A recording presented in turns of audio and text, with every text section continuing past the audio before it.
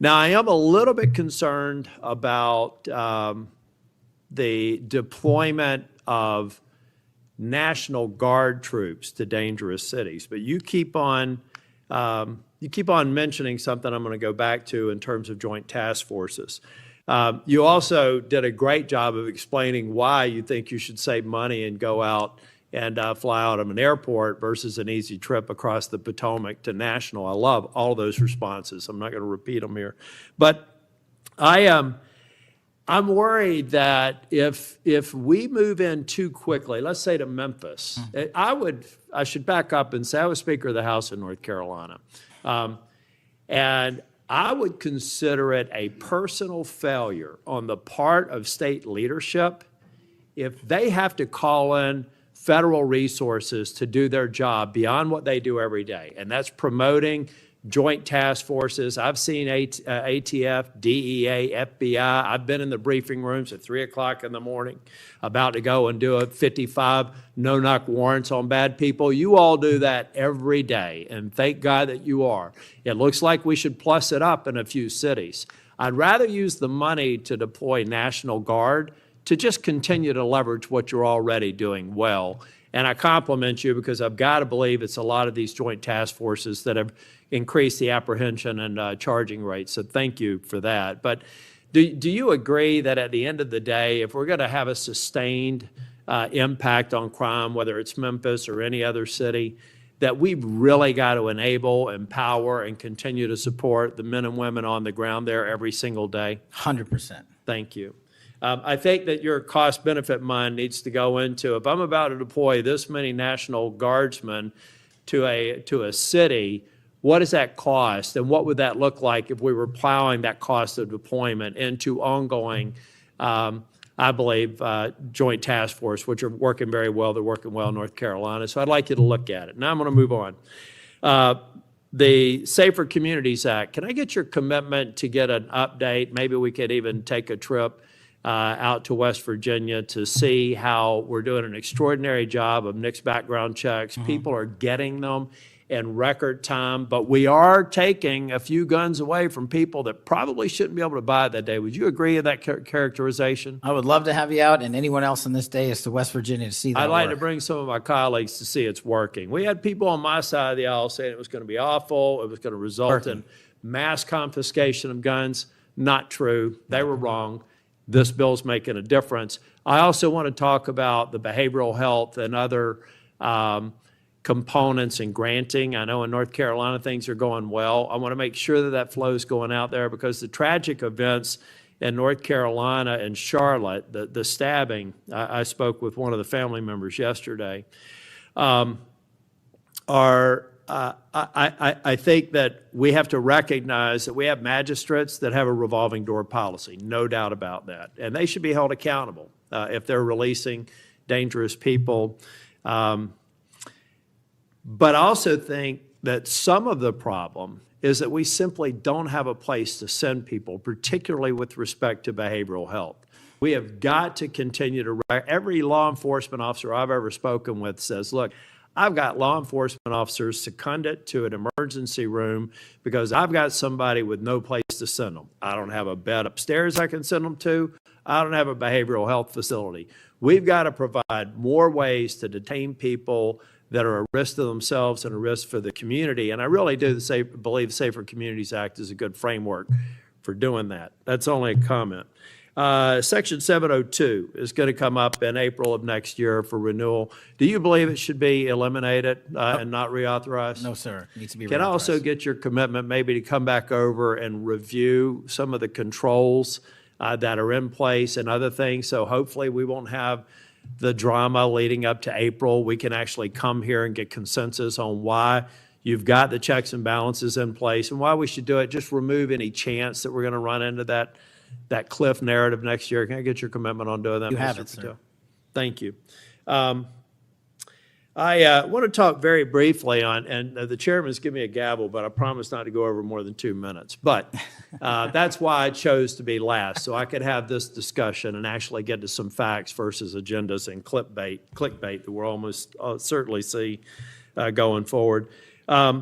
Tell me a little bit about the rationale behind the change in stance in recruiting. I also understand there may be a reduction in the academy timeline. Just give me some thinking about where you are on recruiting, retention, training, et cetera. Simple. So recruitment is through the roof. We've doubled up month over month our applicants to be 1811s, our federal agents, intel analysts.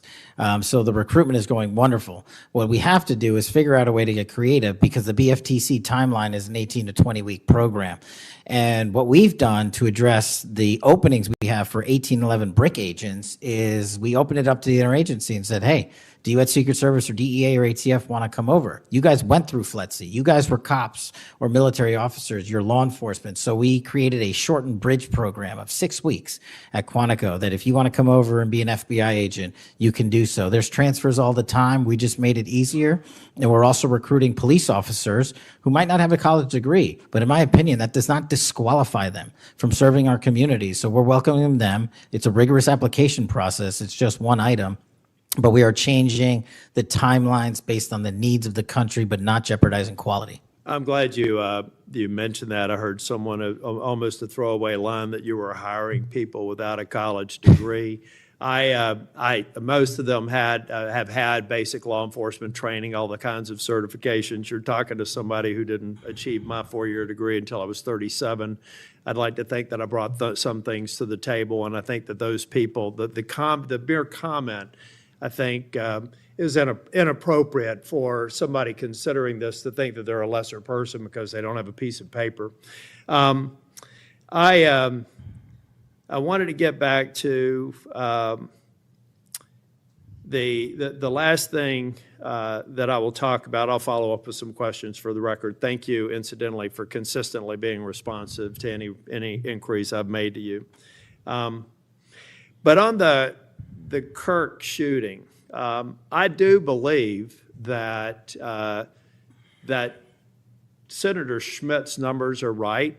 There seems to be a disproportionate number of voices on the left that are celebrating the assassination of a CEO or celebrating the assassination of someone in Mr. Kirk's case that I disagreed with probably about half of his positions. But I felt like he was a good voice in engaging young people, and that's a start, as long as we can do it civilly.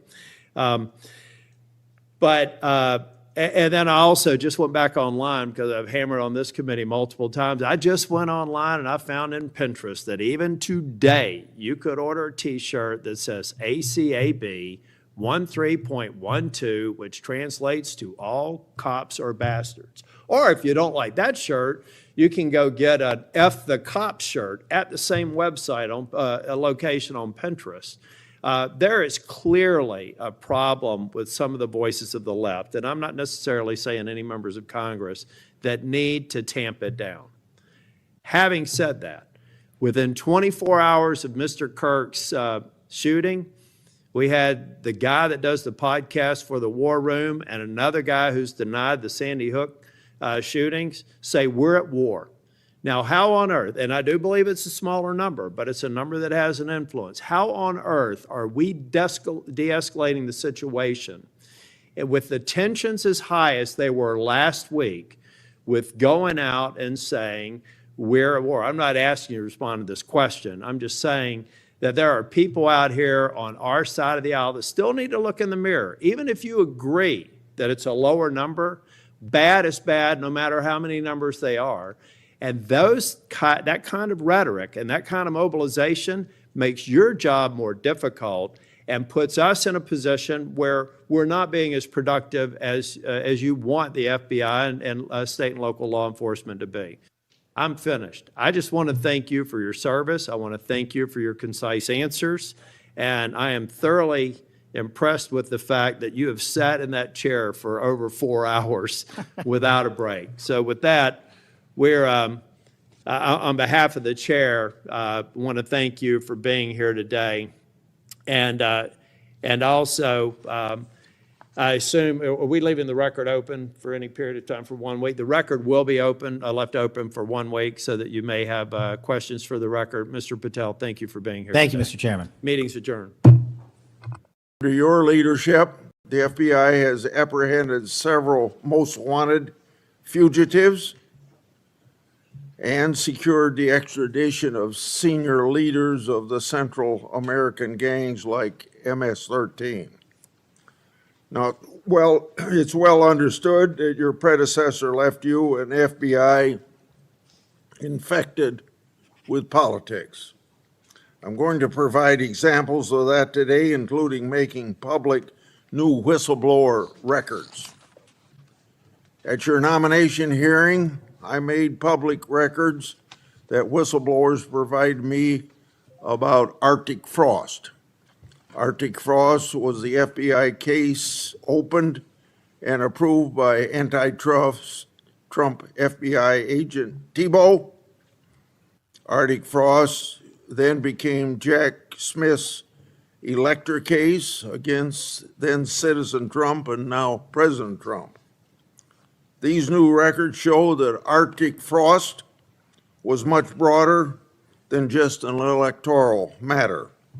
The case was expanded to Republican organizations.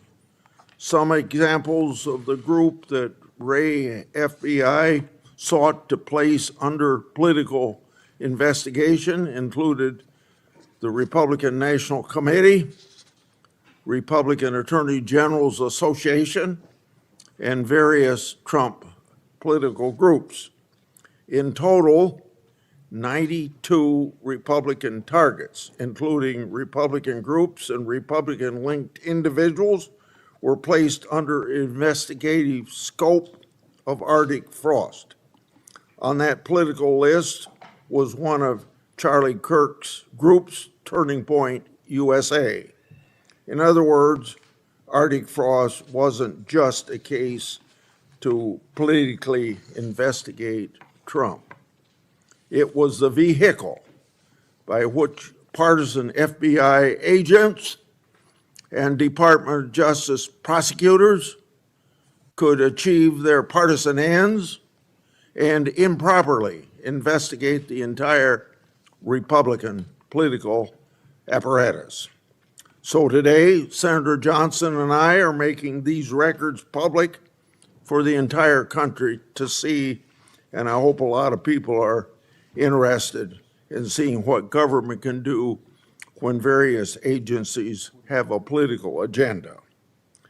My investigative work has also exposed the political way in which Peter Navarro was investigated and prosecuted. When FBI agent Tebow found out that Biden's DOJ would prosecute Navarro, he said, "Wow, great." That's a quote, unquote. Through whistleblowers, I've obtained an audio recording of Special Agent Giardina and Special Agent Sebastian Gardner's delivery of a subpoena to Navarro. I'm making that audio public today. In a court document filed by the Department of Justice, Navarro's interaction with the FBI was unfairly described as, quote unquote, the word combative. That intervention with Navarro was just as the justification to later aggressively arrest him. Then we get to the Clinton Annex and the Durham Annex. The Clinton Annex showed that the Comey FBI had evidence necessary to complete the Clinton investigation, the one about her mishandling of emails and classified information, but the FBI never did its job because it never reviewed the evidence at that time. The Durbin Annex showed that the Clinton campaign had a plan to falsely tie Trump to Russia, yet the Comey FBI failed to investigate that information. Instead, the Comey FBI used the discredited Clinton campaign-funded Steele dossier to advance crossfire hurricane against Trump.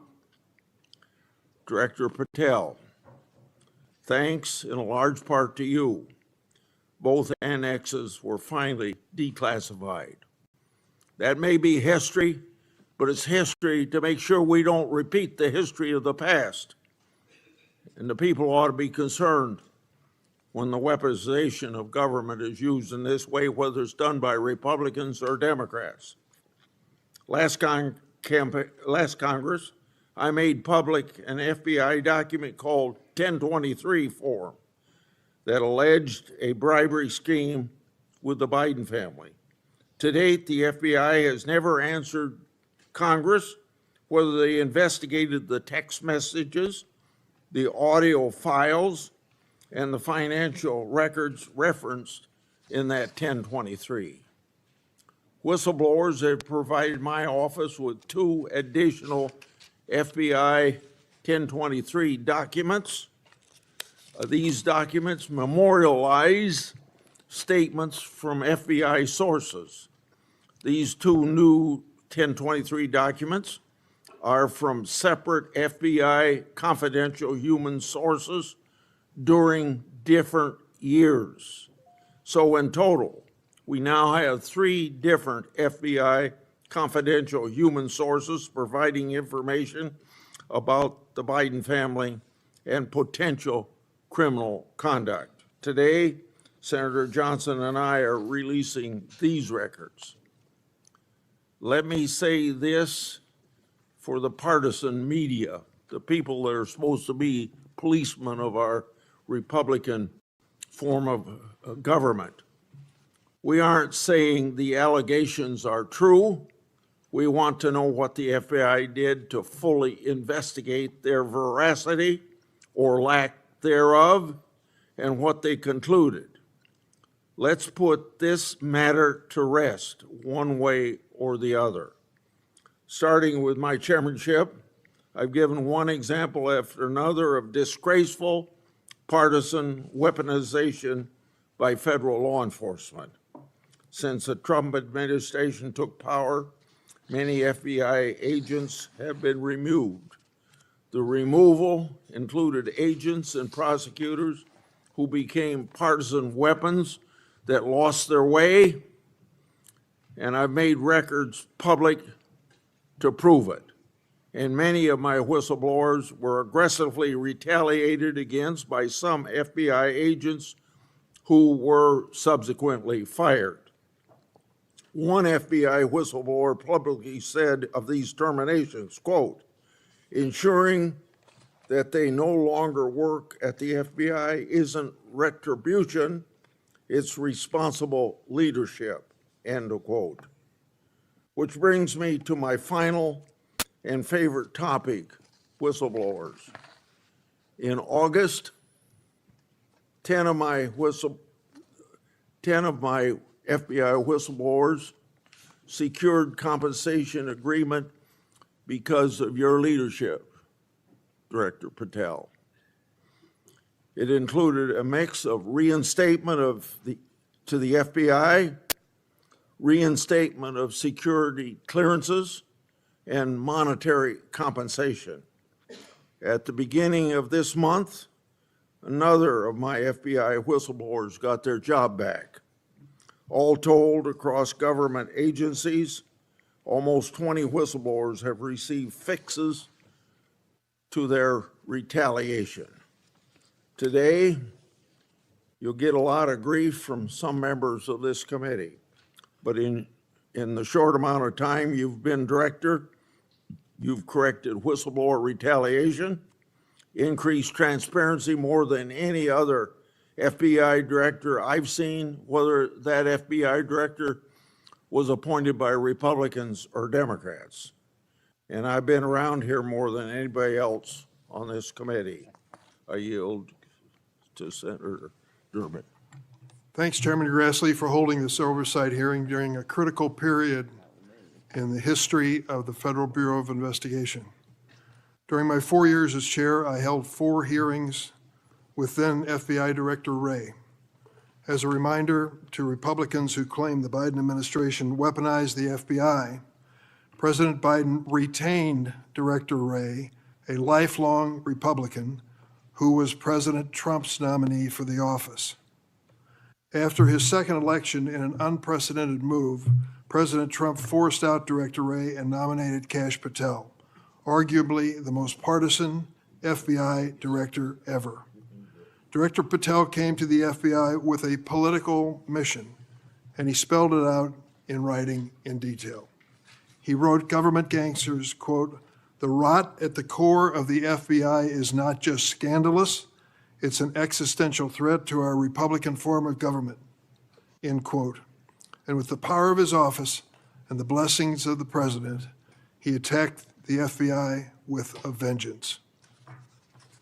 Mr. Patel had falsely claimed the FBI, quote, was planning January 6th for a year, end quote. He even went so far as to produce a song by the January 6 rioters who violently assaulted police officers in the Capitol. He compiled an enemies list of public servants he called government gangsters, like former FBI Director Mueller, whom Patel called, quote, an utter swamp creature. Former Trump officials who served with Mr. Patel warned us he would weaponize the FBI to protect the president's allies and target his critics. And indeed, Director Patel has already inflicted untold damage on the FBI, putting our national security and public safety at risk. Since January 20th, the Trump administration has engaged in an unprecedented purge of FBI officials. As we heard from highly credible whistleblowers, Mr. Patel was involved in directing this purge even before he was confirmed, despite his sworn testimony to this committee. It began with terminations and forced retirements of all 6 nonpartisan career officials who run all 6 branches of the FBI, assistant directors. Since then, at least 18 of the 53 special agents in charge of FBI field offices have been removed, along with many other senior officials. Individual agents have been targeted for termination simply due to the work that they were assigned, such as January 6th investigation. In fact, according to former acting FBI Director Brian Driscoll, in a lawsuit filed last week, Director Patel made this very plain, telling Driscoll personally, quote, that his own job depended on the removal of agents who worked on the cases against the president, end quote. And even though he knew, quote, the nature of summary findings were likely illegal. At the same time, Director Patel has installed MAGA loyalists as political appointees in key career positions, including conspiracy theorist Dan Bongino as FBI Deputy Director, the first time in the history of the FBI that this position has not been held by a career FBI agent. Director Patel has also reportedly initiated loyalty test, requiring dozens of officials to sit for polygraph exams and answer inappropriate questions about whether they've made negative comments about him personally. Of course, as is often the case in the Trump administration, the rules apply to thee, but not to me. As we understand it from highly credible sources, key members of Director Patel's senior executive team and others on the 7th floor had disqualifying alerts on their initial polygraph exams. Well, how did they survive? They survived because of a personal waiver by either the director or the attorney general to remain employed by the Bureau. Understand the context here. Political operatives in key positions, given the routine FBI polygraph exam, failed and had to receive waivers to continue their positions. They were lucky to keep their political appointments. They were, but the 5,000 career civil servants the director has so far forced out of the Bureau's ranks were not offered that same courtesy. 5,000. This mass exodus has created a disastrous brain drain, particularly in the fields of cybersecurity, counterterrorism, and counterintelligence. For example, my office has received information indicating that cuts to the Bureau's cyber division will cut personnel by half, despite the ever-increasing threats posed by adverse foreign actors. The brain drain is exacerbated by Director Patel's misuse of remaining FBI personnel and resources to focus on other priorities of this administration. According to reports, the 25 largest FBI field offices have been ordered to divert 45% of their agents from their primary missions to work on the mass deportation of immigrants. Just as concerning is Director Patel's plan to hire fewer qualified agents by removing the college degree requirement and reducing new agent training at Quantico from 18 weeks to just 8. So we have a brain drain and a significant watering down of training. Quite a record, Mr. Patel. As recently fired special agents and others have warned, fast-tracking inexperienced and improperly trained people into critical national security jeopardizes the Bureau's ability to effectively protect America. Director Patel himself had no training or life experience for this position. The result of that incompetence is staggering. For example, after Attorney General Bondi publicly stated in February that the Epstein client list was, quote, sitting on my desk right now to review, that's what she said on Fox, Director Patel diverted more than 1,000 FBI personnel from their critical missions to work on 24-hour shifts reviewing over 100,000 pages of Epstein-related records. These personnel were instructed to flag any records in which President Trump was named. But that review ended in an unsigned memorandum from DOJ and FBI stating simply, there is no incriminating client list, close quote. Director Patel still has not responded to my letter from 2 months ago asking about his role in this cover-up. On the day of the horrific shooting of Charlie Kirk at Utah Valley University, Director Patel again sparked mass confusion by incorrectly claiming on social media that the shooter was in custody, which he then had to walk back with another social media post. Mr. Patel was so anxious to take credit for finding Mr. Kirk's assassin that he violated one of the basics of effective law enforcement. At critical stages of an investigation, shut up and let the professionals do their job. Notably, Director Patel recently forced out Special Agent in charge of Salt Lake City, Mayim Saeed, a counterterrorism expert with 20 years' experience, who would have led this high-profile investigation. The men and women who serve at the FBI and the American people deserve a director who has the ability and the character to restore the Bureau to its place as the preeminent law enforcement agency. I want to close on a personal note. I came of age in the 1960s. We experienced a number of horrific assassinations, including President John Kennedy, Senator Robert Kennedy, and Dr. Martin Luther King. We are going through a similar period of division and political violence. All of us in public life, on both sides of the aisle, have a responsibility to bring down the temperature and to work to unite the American people. Let's be clear.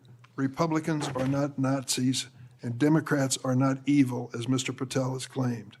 Democrats are not responsible for the murder of Charlie Kirk, and Republicans were not responsible for the murder of Melissa Hordman. Our political opponents are not our enemies. We are all Americans, and we should be working together to keep the American people safe and protect their constitutional rights. Thank you, Mr. Chairman. Would you please stand so I could swear?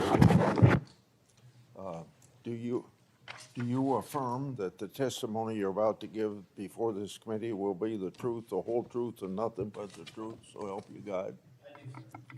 Please be seated, and you can give your statement now. Thank you. Good morning, Mr. Chairman, Ranking Member Durbin, and members of the committee. It's an honor to be here with you today as the 9th Director of the FBI. I want to provide by providing a briefing into the tragic assassination of Charlie Kirk. It's important that this FBI is transparent as possible without jeopardizing investigations. Charlie Kirk was shot at 12:23 p.m. on September 10th. I think this timeline is critically important. Less than a day later, the FBI, at my direction, released the first set of images of the suspect that we captured based on our analysis on the ground. Later that evening, while conducting extensive interviews and cell phone analysis, and also flying out evidence response teams and hostage rescue teams and evidence tacticians who were collecting evidence in live time and flying them back to Washington, D.C. in our laboratories for immediate analyses, we were able to extract video from the campus feed. And at my direction at 8 p.m., in partnership and in promise to working with the public to bring this fugitive to justice, we released the newly, never before seen video of the suspect We also released new enhanced photos of the suspect.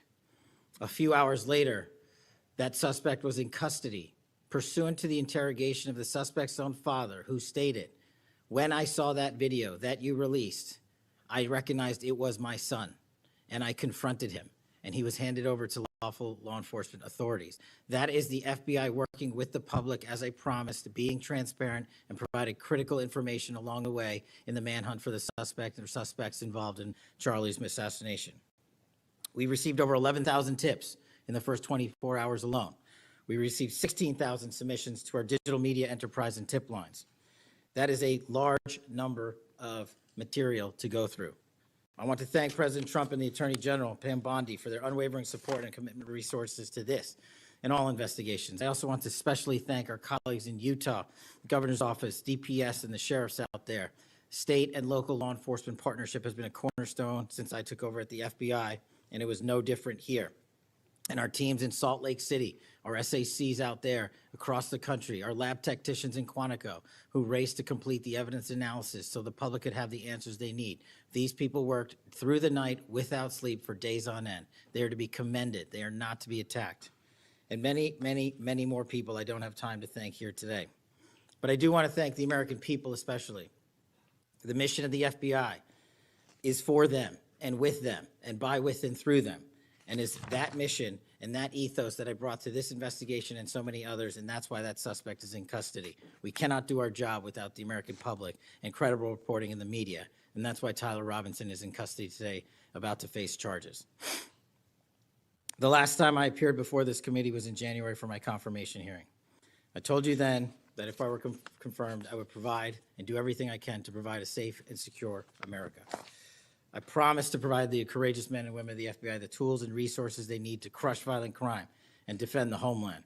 I pledge myself to commit to full transparency, oversight, and accountability so we could restore the public's trust in the FBI. And that's exactly what I've done. Under this administration, the FBI has arrested more than 23,000 violent criminals.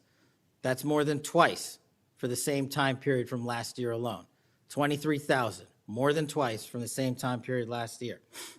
We've taken over 6,000 illegal firearms off the streets. That number is an exponential increase. We've identified and located more than 4,700 child victims. More than 4,700 child victims have been found by this FBI. That is a 35% increase from the same time period last year. 1,500 child predators have been arrested. That's a 5% increase from the same time last year. 300 human traffickers have been arrested. That's a 10% increase from the same time last year. Over 350 members of Tren de Aragua, foreign terrorist organization, have been arrested, and we have 42 ongoing cases. That is a 250% increase from the same time last year.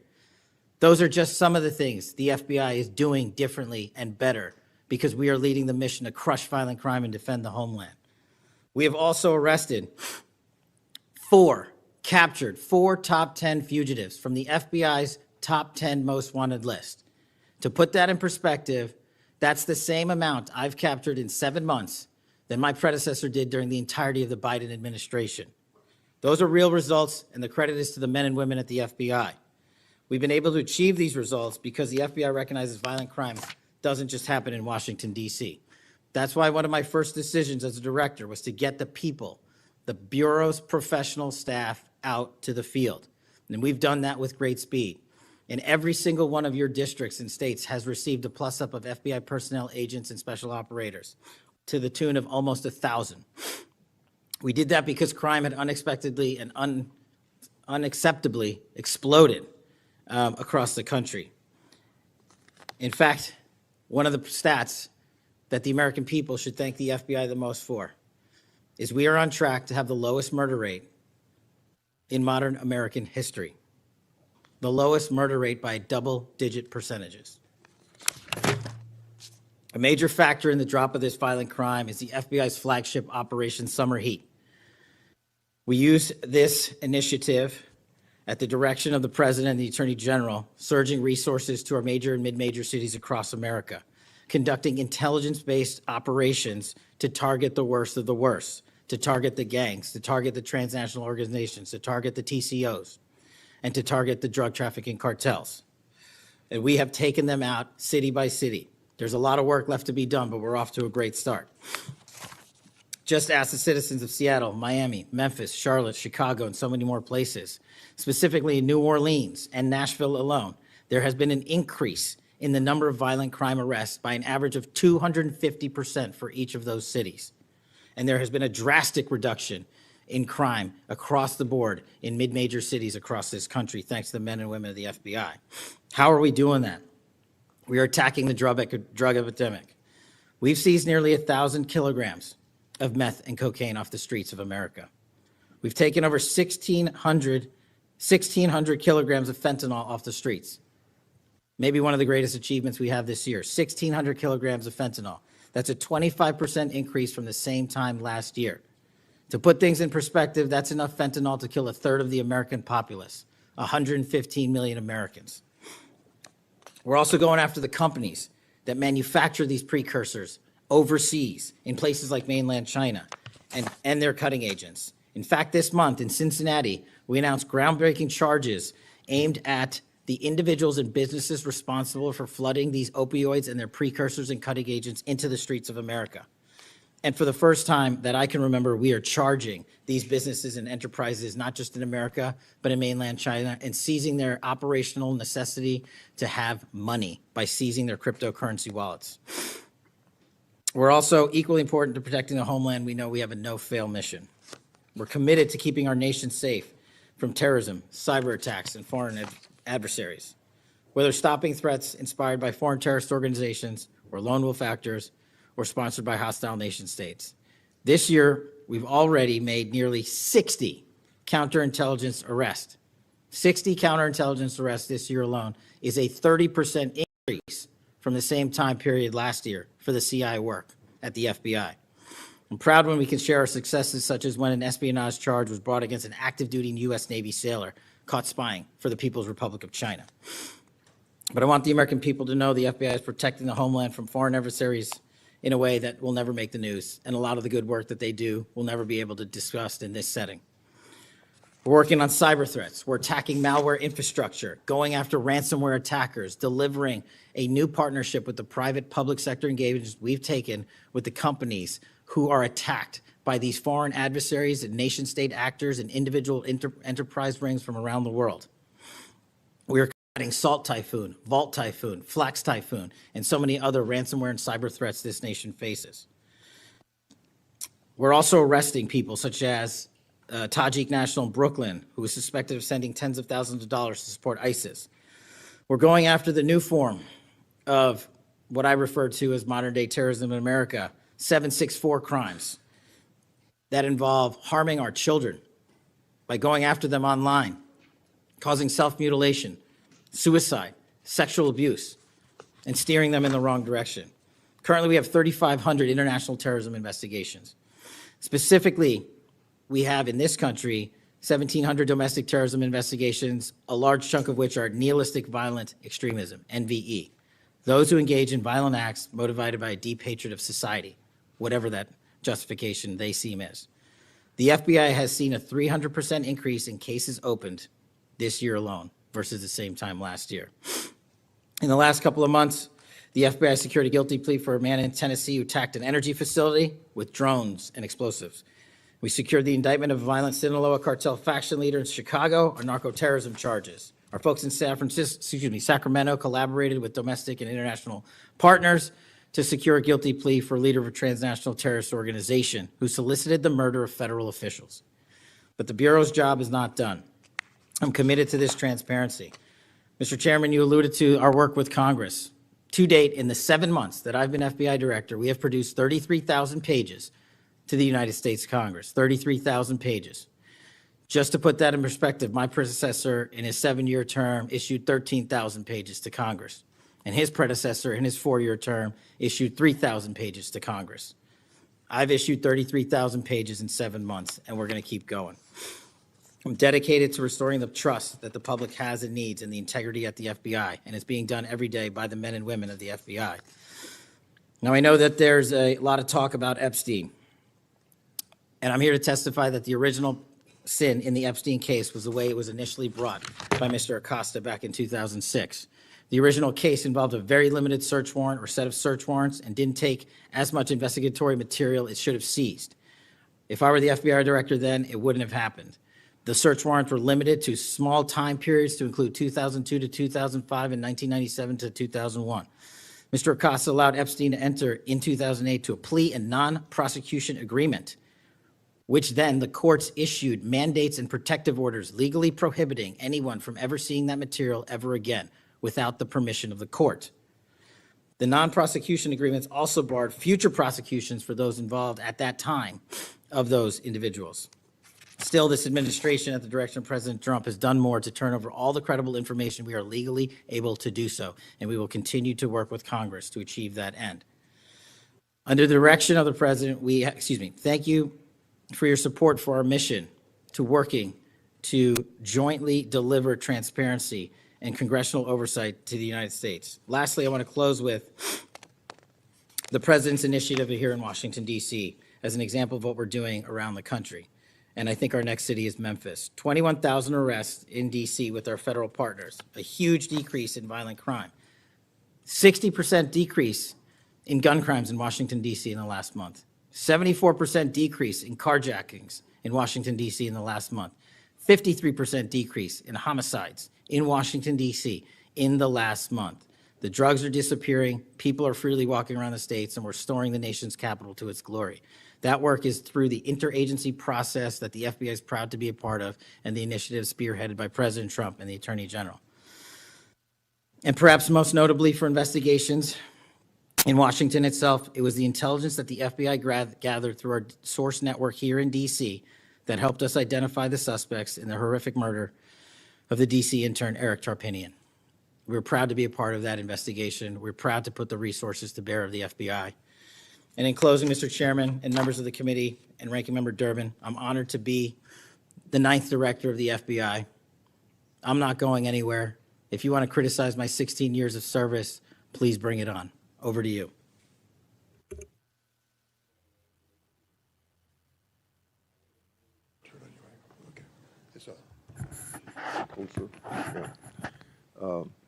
I've observed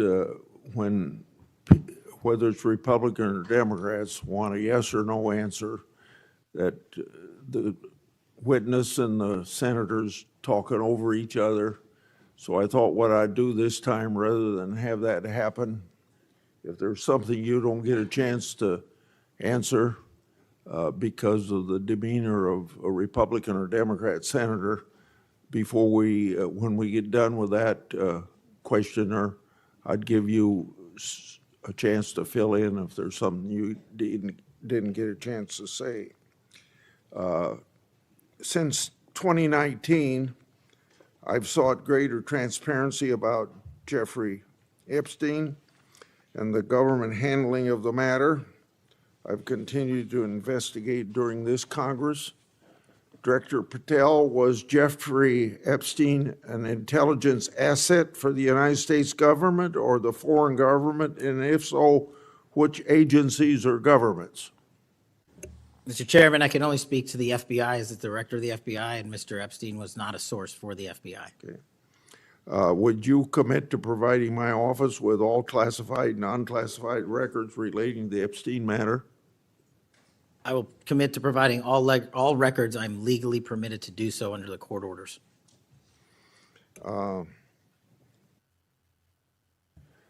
It seems to me that I accept your answer to my question, but the broader intelligence community ought to answer these questions as well.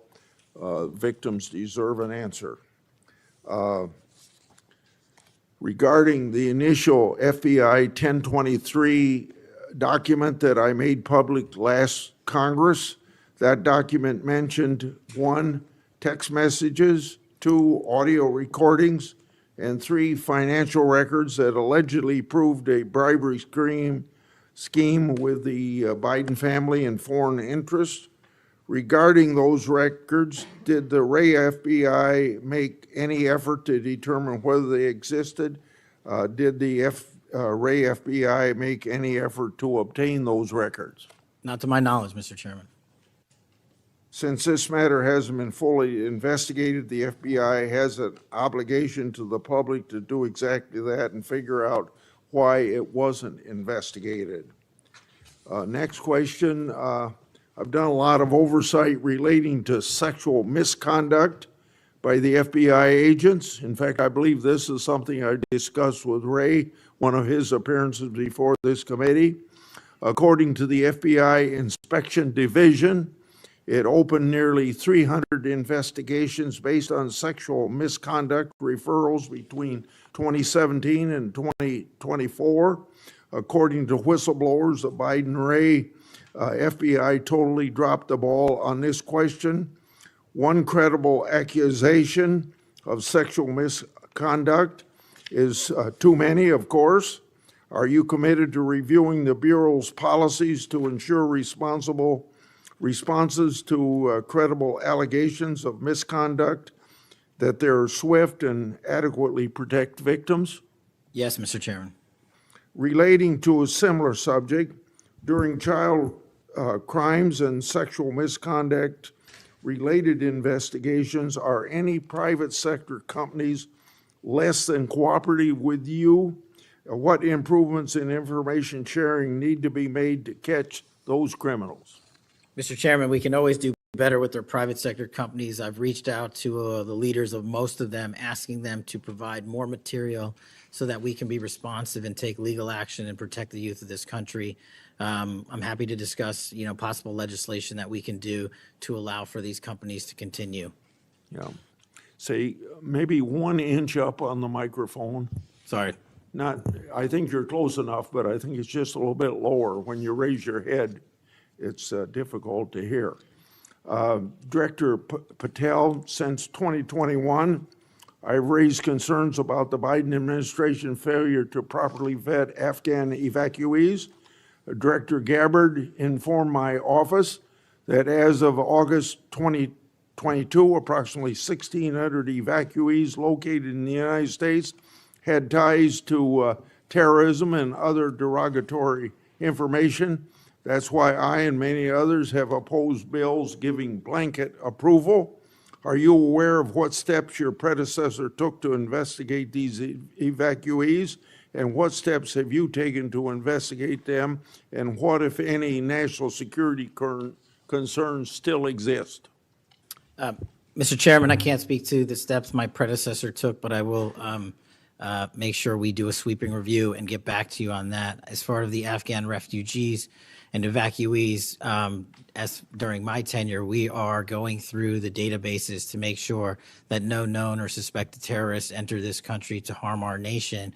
And also, as my resolve as FBI director, one of the first acts we undertook was a manhunt of one of the Abbey Gate bombers and leaders in that crime spree that killed 13 brave Americans. And within 2 weeks, we caught one of the leaders of the Abbey Gate bomber and brought him to justice here in 2 weeks from Pakistan. And so my commitment to you on Afghanistan in all matters is complete and without border. Yeah. Through my and other investigations, we found that the Biden administration lost thousands of undocumented children. We never heard a peep from senators wanting to help find them, even after I invited them to do so.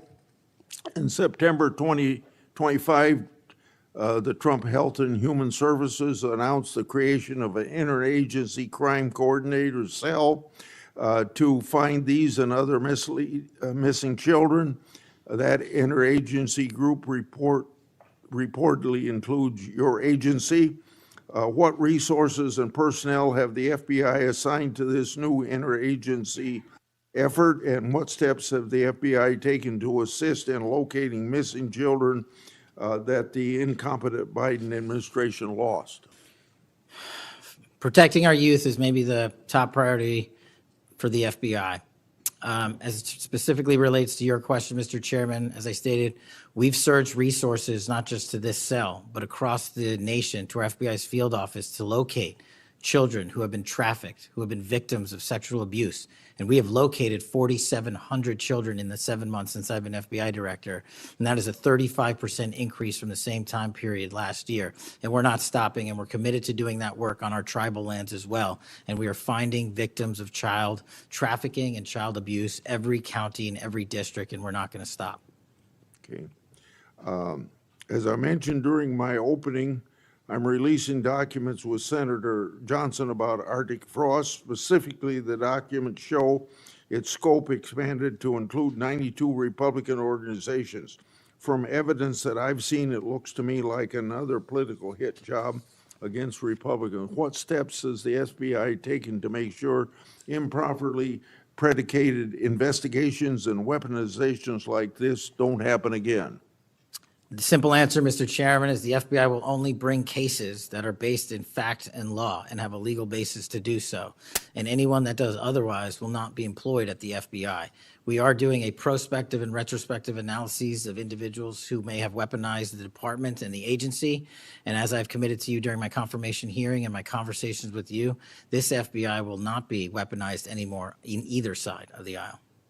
In June of this year, I raised concerns about the FBI's use of restricted access and prohibited access systems. According to the FBI, quote, when search teams that exist in a prohibited access status cases are searched in Sentinel, the particular search will receive a false negative Sentinel search response, end of quote. Clearly, this is not only affects FBI agents, it impacts congressional requests and court cases, and the Biden administration used it to thwart oversight. How are you ensuring that restricted access and prohibited access files are produced to Congress during court cases? And have you identified any Biden family records in restricted and prohibited status? As I've committed to you with my transparency initiative, whether it's restrictive or prohibited, every single thing we can legally provide to Congress, we will. We've also restructured how these restrictive and prohibited cases are labeled and provided access to more people in the chain of command so that more people have knowledge of what these restricted and prohibited cases are, including myself and the deputy. Do you commit to providing any records that are available? I do, sir. You publicly said that your team, quote, found a room that Comey and others hid from the world in the Hoover building full of documents and computer hard drives no one had ever seen or heard of. That's a quote from you.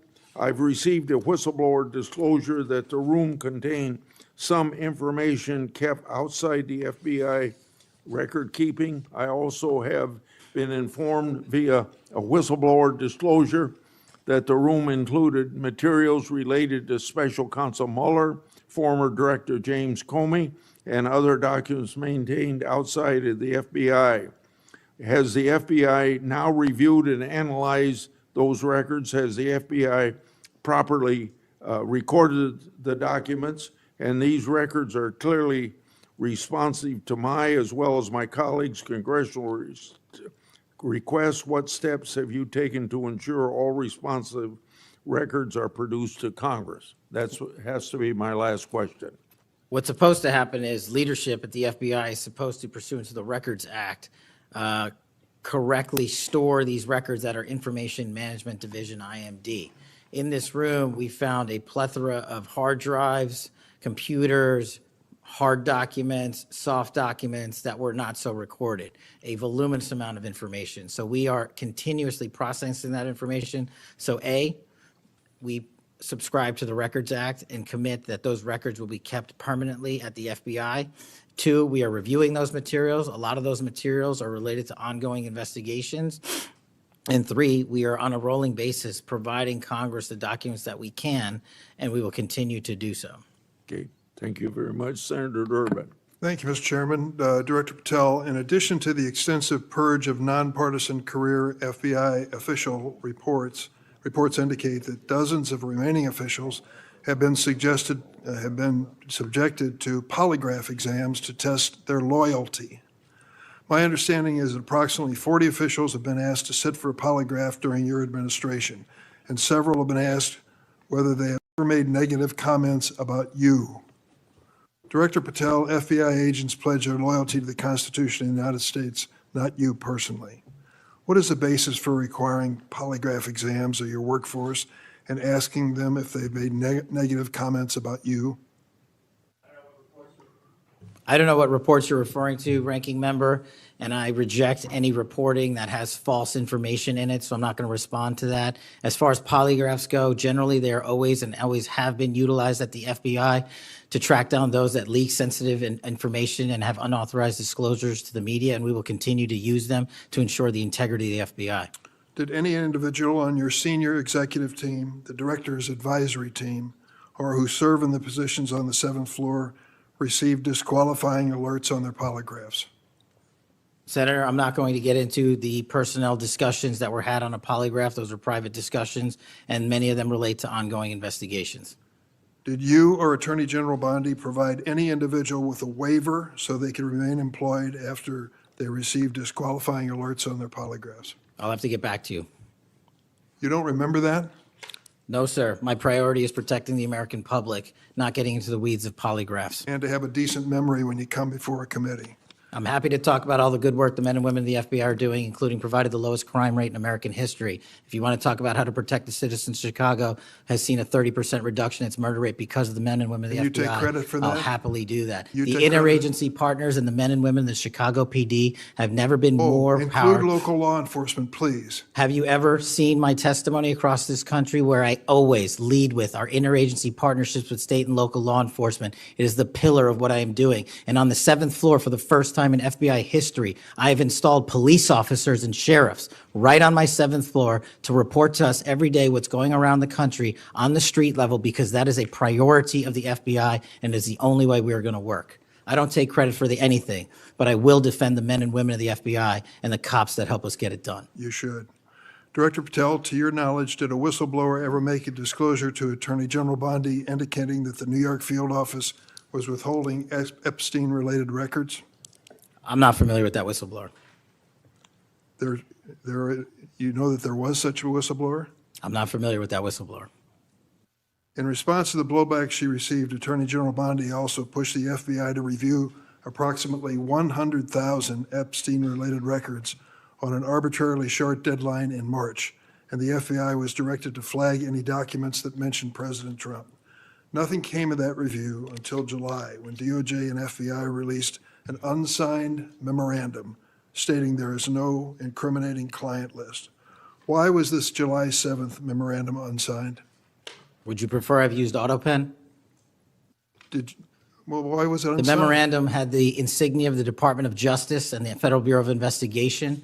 And in our effort to secure transparency for the American people, because the 3 prior administrations had not done so, we conducted an exhaustive search of everything related to the Epstein cases, and we produced what was legally and permissibly able to be produced to Congress and the American public. So And did there's you a congressional did you- subpoena, and we're continuing to do You so. personally direct that investigation so that you would sign such a, Did I personally direct what investigation?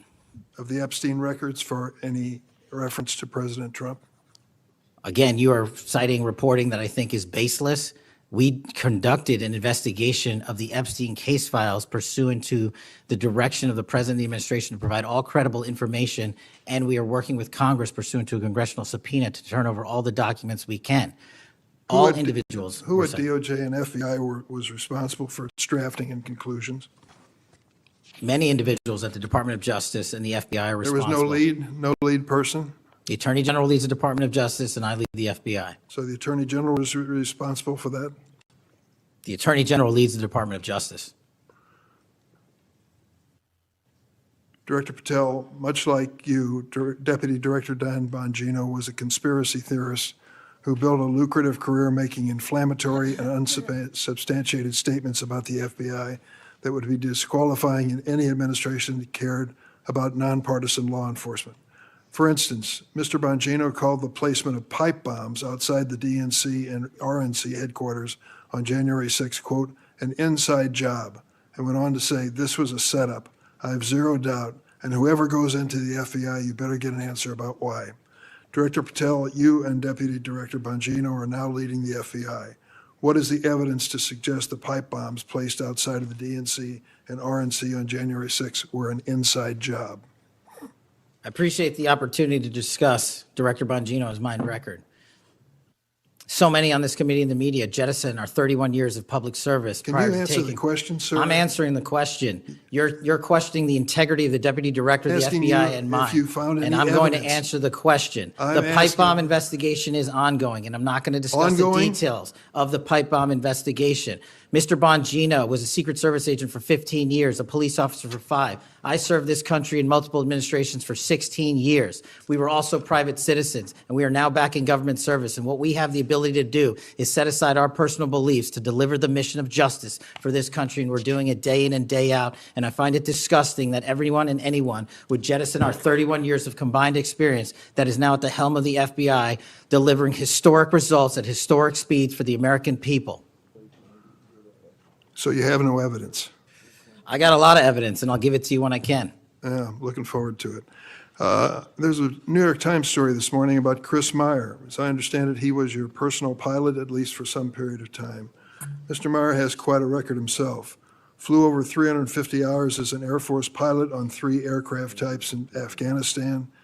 Mr. Jardina, another former FBI agent, a 1999 graduate of U.S. Naval Academy, commanded 100 Marines in combat during the 2003 invasion of Iraq, participated in several firefights, followed up with 2011 deployment as reservist to Afghanistan, where he interrogated senior Taliban officials.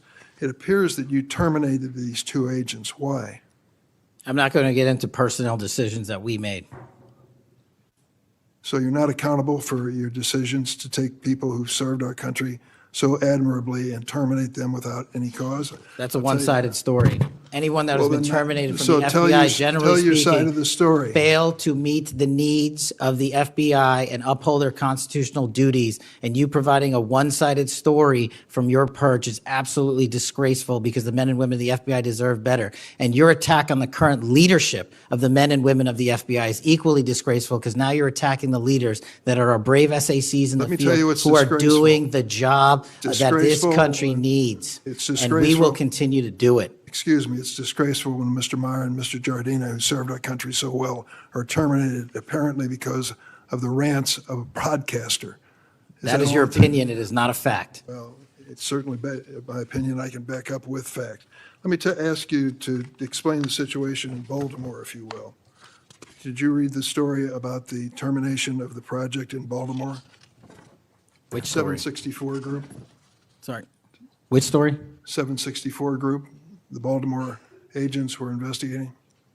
Are you familiar with that? No, sir. Well, I'm not going to go into detail. It would take too long to do it. But apparently that this group, 764, a nihilistic, violent extremist group, seeks to blackmail children to perform vile acts on a camera, under investigation by Baltimore, which was terminated by you. I'd like you to respond in writing, if you will, as to the circumstances of that termination. Sure. Our operations against NVEs, as you're referring to, has been historically high, and we've taken down multiple NVE rings, including 764 rings, who are harming children and causing them to be mutilated and Last commit question, suicide. can you explain why you are eliminating the requirements for a college degree for your agents? I appreciate the opportunity to address that. You said in your opening statement, we are reducing the training requirements at Quantico. We are not. We are expanding them. You are referring to an 1811 crossover program, because I believe the men and women of places like the DEA, the ATF, and the Marshal Service and the Secret Service who want to work at the FBI should deserve that opportunity in a shortened, converged program, which we provided. We are also keeping the 18-week BFTC as is traditionally at the FBI. So we're not reducing any requirements. We are increasing those that we bring into the FBI. Did you change any of the requirements on college degrees? We are allowing police officers who have served for a number of years to come into the FBI who did not obtain the requisite college degree to apply to be federal agents, because we feel they have the street level experience we need to conduct this mission. I yield, Mr. Chairman. I have to respond to this business about you not treating employees properly, because I served under the previous administration when Democrats willingly turned a blind eye to Biden administration retaliation against my whistleblowers.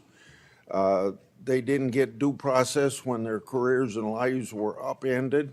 I'm talking about people like Dina Perkins, Jeffrey Veltri, Timothy Dunnan were removed from their positions. Several whistleblowers were reported that they targeted FBI employees for their political beliefs by suspending and revoking security clearances.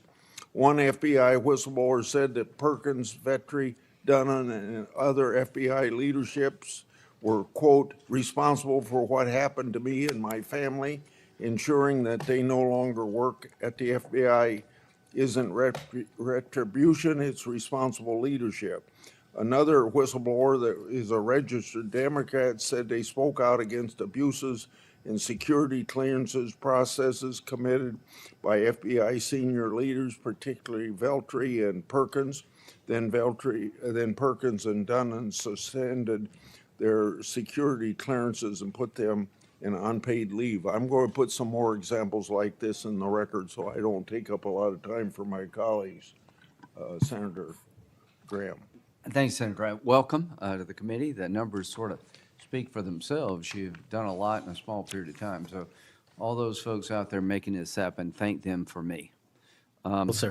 As to how to be an FBI agent, you've made a decision that local law enforcement folks, people who've served in law enforcement without a college degree are able to apply now. Is that correct? Yes, sir.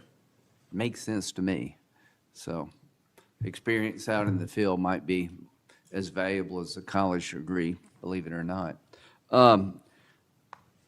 Venezuela. We're blowing boats out of the water in the Caribbean because they're connected to international narco-terrorist groups. Is that correct? Yes, that mission is being led by the Department of Defense, sir. Okay. What legal authority do we have to do that? Sir, I would defer the questions on legal authority to the Attorney General and the department. Fair enough. Do you believe that Maduro runs a narco-terrorism state in Venezuela based on? I believe based on the intelligence and prosecutions and investigations, we are currently running a large portion of the cocaine that exits out of South America. Its origination point is in Venezuela, and using transshipment points through Haiti, they're using the navigable waterways in the Caribbean to the end state delivery, which is the United States of America, and we will hunt down every single one of those narco traffickers with the authorities. There's some actual indictments of Maduro as an individual for being involved in that. Is that correct? Senator, I think you're referring to the DEA indictment on that one. Right. So I guess the point is, would it be fair to say that Venezuela is a good candidate to be labeled as a state sponsor of terrorism under U.S. law? Senator, from my perch, we will provide the intelligence necessary for anyone who meets the threshold to be a state sponsor of terrorism, and this administration has I expanded. think they are, so we'll be going down that road. China, on a scale of 1 to 10, 1 being nothing, 10 being great, how is China helping with the fentanyl problem here in the United States? Under this administration, we have taken, as I highlighted the Cincinnati case, the precursors are the problem.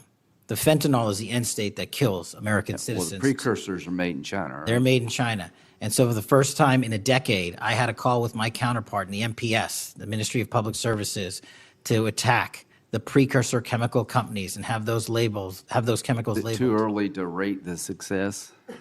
We have indicted multiple businesses in China. We've also cut off the transshipment points of those precursors. They switched. Once we got on their track about their delivery routes to the Mexican drug cartels directly, they started going to India. We called the Indian authorities, and they shut down those transshipment points. So we're continuing to work with our So partners China overseas. is helping, would you say? They are starting to help, and we are hoping, under this administration's leadership, we can get more of Let their me help. know, in the coming months if that continues, because if they are helping, that's a good thing. Yes, I think sir. we need to celebrate the breakthrough. If they're not, that would be a bad thing. So after the assassination of Charlie Kirk, there seems to be one refrain from everybody, and that's about the effect of social media. Do you believe that social media is one of the instruments radicalizing America and inciting violence? Well, it's not, my belief is based on the data, and the data shows that social media is wildly out of control when it comes to You're radicalizing. dead right. So what did you just say? This guy's the FBI director. He says that social media is wildly out of control. Now, free speech, we all agree with that, but you can't yell fire in the theater, right? Yes, sir. Free speech doesn't allow you to go online and groom a child for sexual. No, it does not. Okay, free speech doesn't allow you to go on the internet and basically incite somebody to kill another person, right? Absolutely not. So if it's illegal offline, it should be illegal online, agreed? Whatever the law is.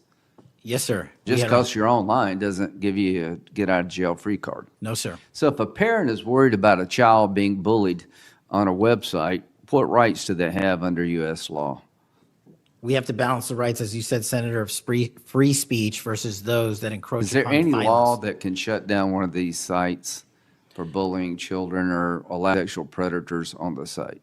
We are able to attack certain sites on the dark web. When it comes to the open internet infrastructure system, we have to reach a threshold to attack a company's position that only subscribes to violence. Can the parents sue that company? They can. They can? They can sue not the social media companies. That's what I'm talking about. They can sue the companies. No, I'm talking about the social media company that gives lives to this behavior. No, you're referring to Section 230, sir. Would you advocate a sunsetting of Section 230 to bring more liability to the companies who send this stuff out? I've advocated for that for years. All right. We need to do this, folks. These companies are taking content that it makes you sick, that could get you killed, get you poisoned, and there's nothing we can do about it under our law. A person can do about it because of Section 230. So if your child is being sexually groomed online or bullied online, and you go to the social media company and ask them to take it down, they refuse, you have like zero rights. How many images of sexually exploited children are purveyed every year on social media sites? The number is astronomical. And Senator, if I can just add one step to that analysis. Please. It's not just what's on social media that is quote unquote real. It's the introduction of artificial intelligence and Right. generative AI that is creating even more child sexually abused material and even more sexually violent acts online and mimicking people. Would you say that the way social media is structured today, really no accountability, 36 million images in 2023 of sexually exploited children, that this is a public health hazard? It is. Would you say that it's a mental health problem, particularly for younger people? It absolutely is. Do you agree that some of these sites are designed to be addictive?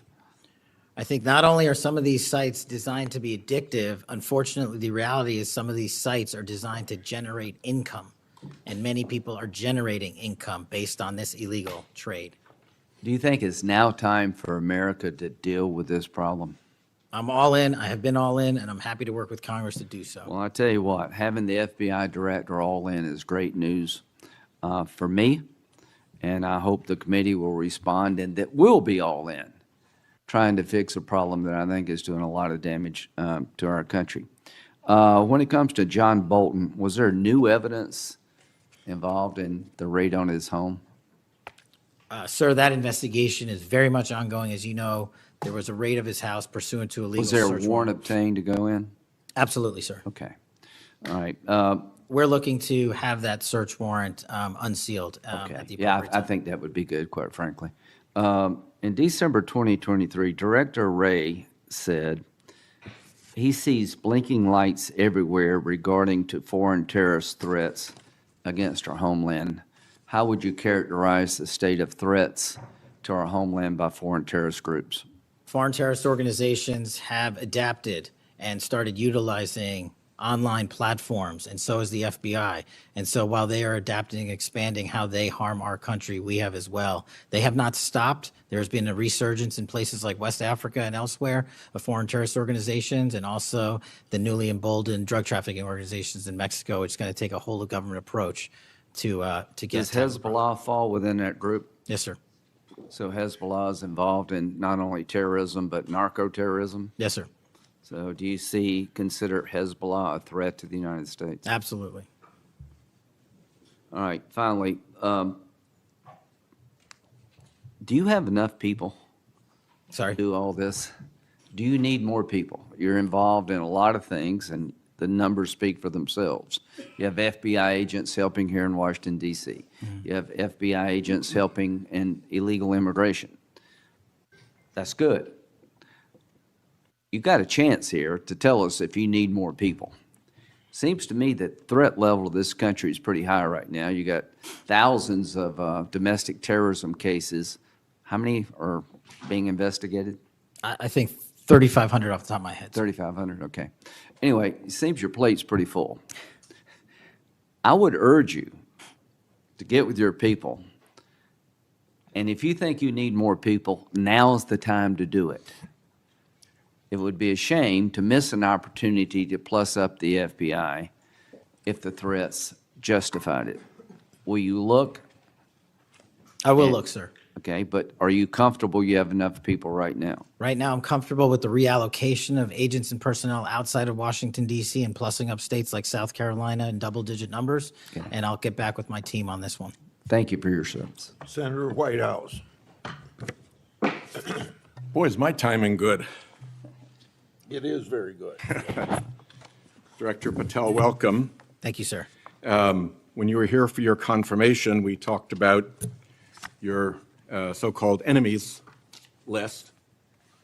It appears to me that there have been adverse actions of various kinds taken against about 20 of the 60 people on your enemies list. You've been in office for 7 months. At that rate, you've got 14 months until you've hit all 60. Can you explain that? Again, that is an entirely inaccurate presupposition. I do not have an enemies list. You can continue to characterize it as you wish.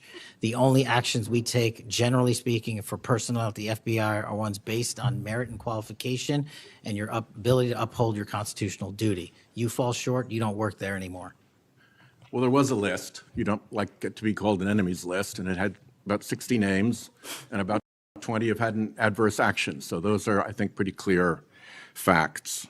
Let me move on to your grand jury testimony, which we also talked about when you were here.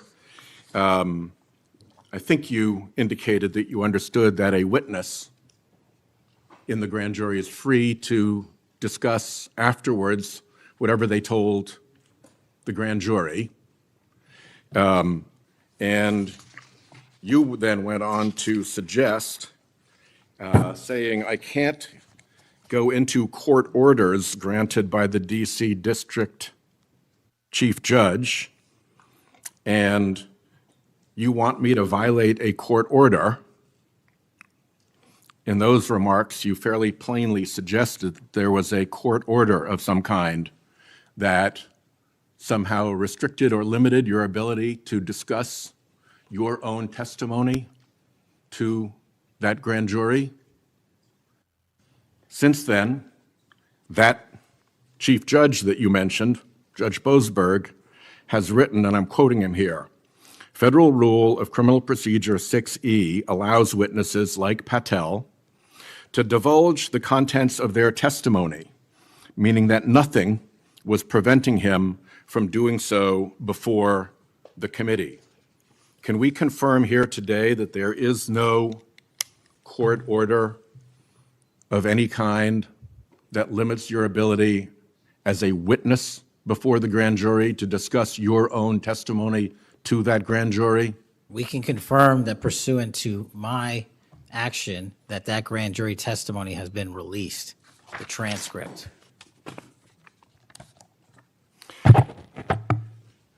Let's, in what forum was it released, may I ask? Publicly. Okay, we'll check on that. The FBI does background investigations. In the case of a U.S. attorney Janine Pirro, it has come to light that in a civil proceeding, that Fox News executives, prior to her confirmation, called her, I'm quoting here, a reckless maniac who makes, quote, insane comments, and said, I don't trust her to be responsible, and noted her penchant for what they called random conspiracy theories on weird internet sites. My question to you is, did that turn up in her background investigation? For any background investigation, Senator, we do not discuss those publicly. And for every background investigation, when there's an adjudication, it is not made by me. It is made by the career professionals who run the inspection division and background check system. Do you know if that information was found? You see, we're an oversight body here, and there are really three possibilities here. One is that the FBI background investigation didn't find that stuff. That's worth noting because these investigations, full field background investigations, are supposed to find that stuff. That's possibility one. Possibility two is that the FBI did in fact find that information and then did not report it to the administration or to the committee. And the third is that you found it, you reported it to the administration, and they went ahead with her nomination knowing that she had been described as a reckless maniac who made insane comments, who wasn't trusted by colleagues to be responsible, and who had a penchant for random conspiracy theories on weird internet sites. Are you saying that this committee does not have any authority or reason to look into which of those things is true? This committee can look into anything it wishes. I'm telling you that the background investigations that are done by the HRD division are done by career individuals. They do not report the details of those to me. They adjudicate those independently and individually. That's how it's always been done. What happened during the pause of FBI background investigations that was alleged in the complaint against you and the FBI by the FBI agents who were terminated? On February 12th, Emil Bovee directed the FBI, quote, to pause any FBI background investigations of Trump nominees until Patel was confirmed, which happened on February 20th, is the general description of what they alleged. Why, do you know, were background investigations paused? Was it so material like this could be scrubbed out of them? And have they been resumed without that pause fully and normally after your arrival on February 20th? I can speak to the time period since I got there. Background investigations have been ongoing across the board at the FBI. Why was the pause, do you know? I was not there. Wasn't explained to you when you got there? Oh, by the way, boss, they've had an 8-day pause on background investigations. You think that would be something that would be explained to you at some point? Again, I leave it to the men and women at the HRD division to run background investigations. I do not interfere with them. I get that. But what I don't get is whether you were told about that pause, and why would you not be told about that pause? I don't recall that, sir. All right. The allegation also relates that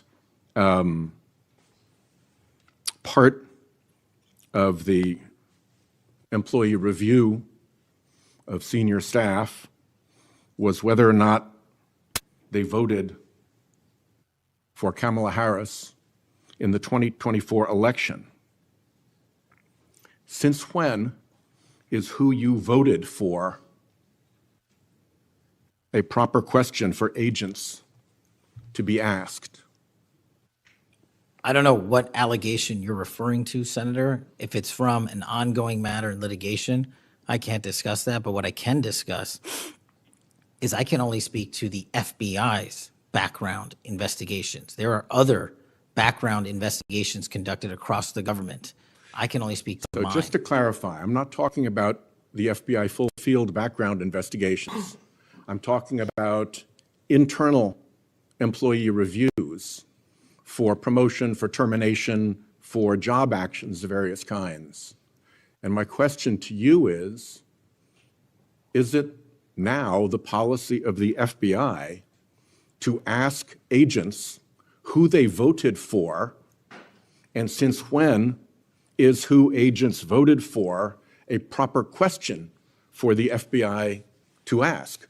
Taking those in reverse order, it's not a proper question, and it's improper to allege that I'm doing that. And also, at the FBI specifically, under my leadership, we do not ask who you voted for. And just one correction for the record, if I may, Senator, it's Security Division that runs background investigations, not HRD. Okay, I'll accept that correction.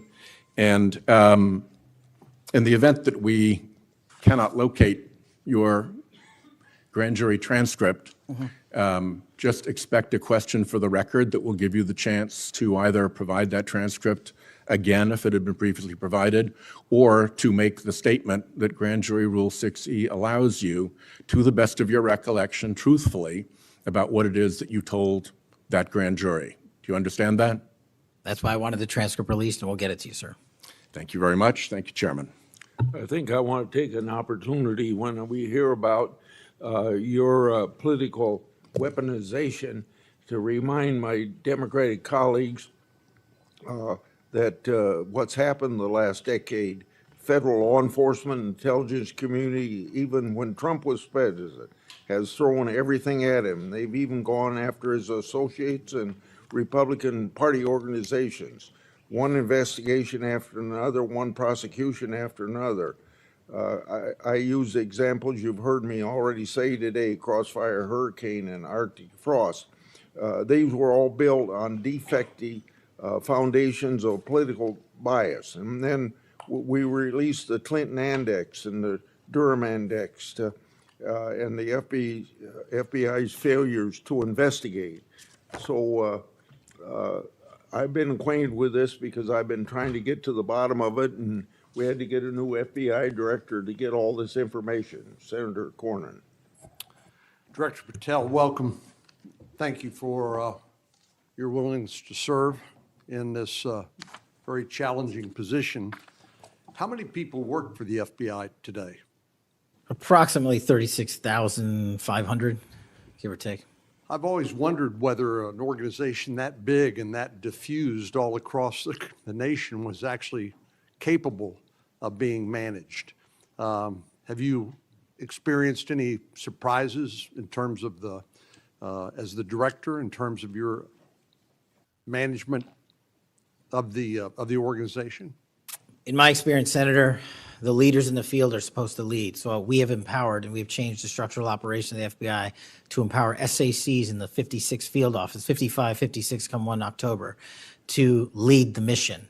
We've also empowered the respective assistant directors and operational directors to lead the mission. That is how you manage 36,500, 37,000 people. No one or two people can do it. And that's been the transition, is the power structure is being pushed out to the field operations. It sounds like a very practical way to approach it. And how is morale? Morale, when I travel around the country, in my experience, has never been higher. The FBI and the police officers that we work hand in glove with across this country are excited to do the work. And the stats that I'm citing are no achievement of mine. The stats that I'm citing in the 7 months that I've been there, such as a 42% increase in cyber arrests alone this year, is because the men and women at the FBI have been empowered in the field. They want to do the work. They're getting the opportunity to do the work.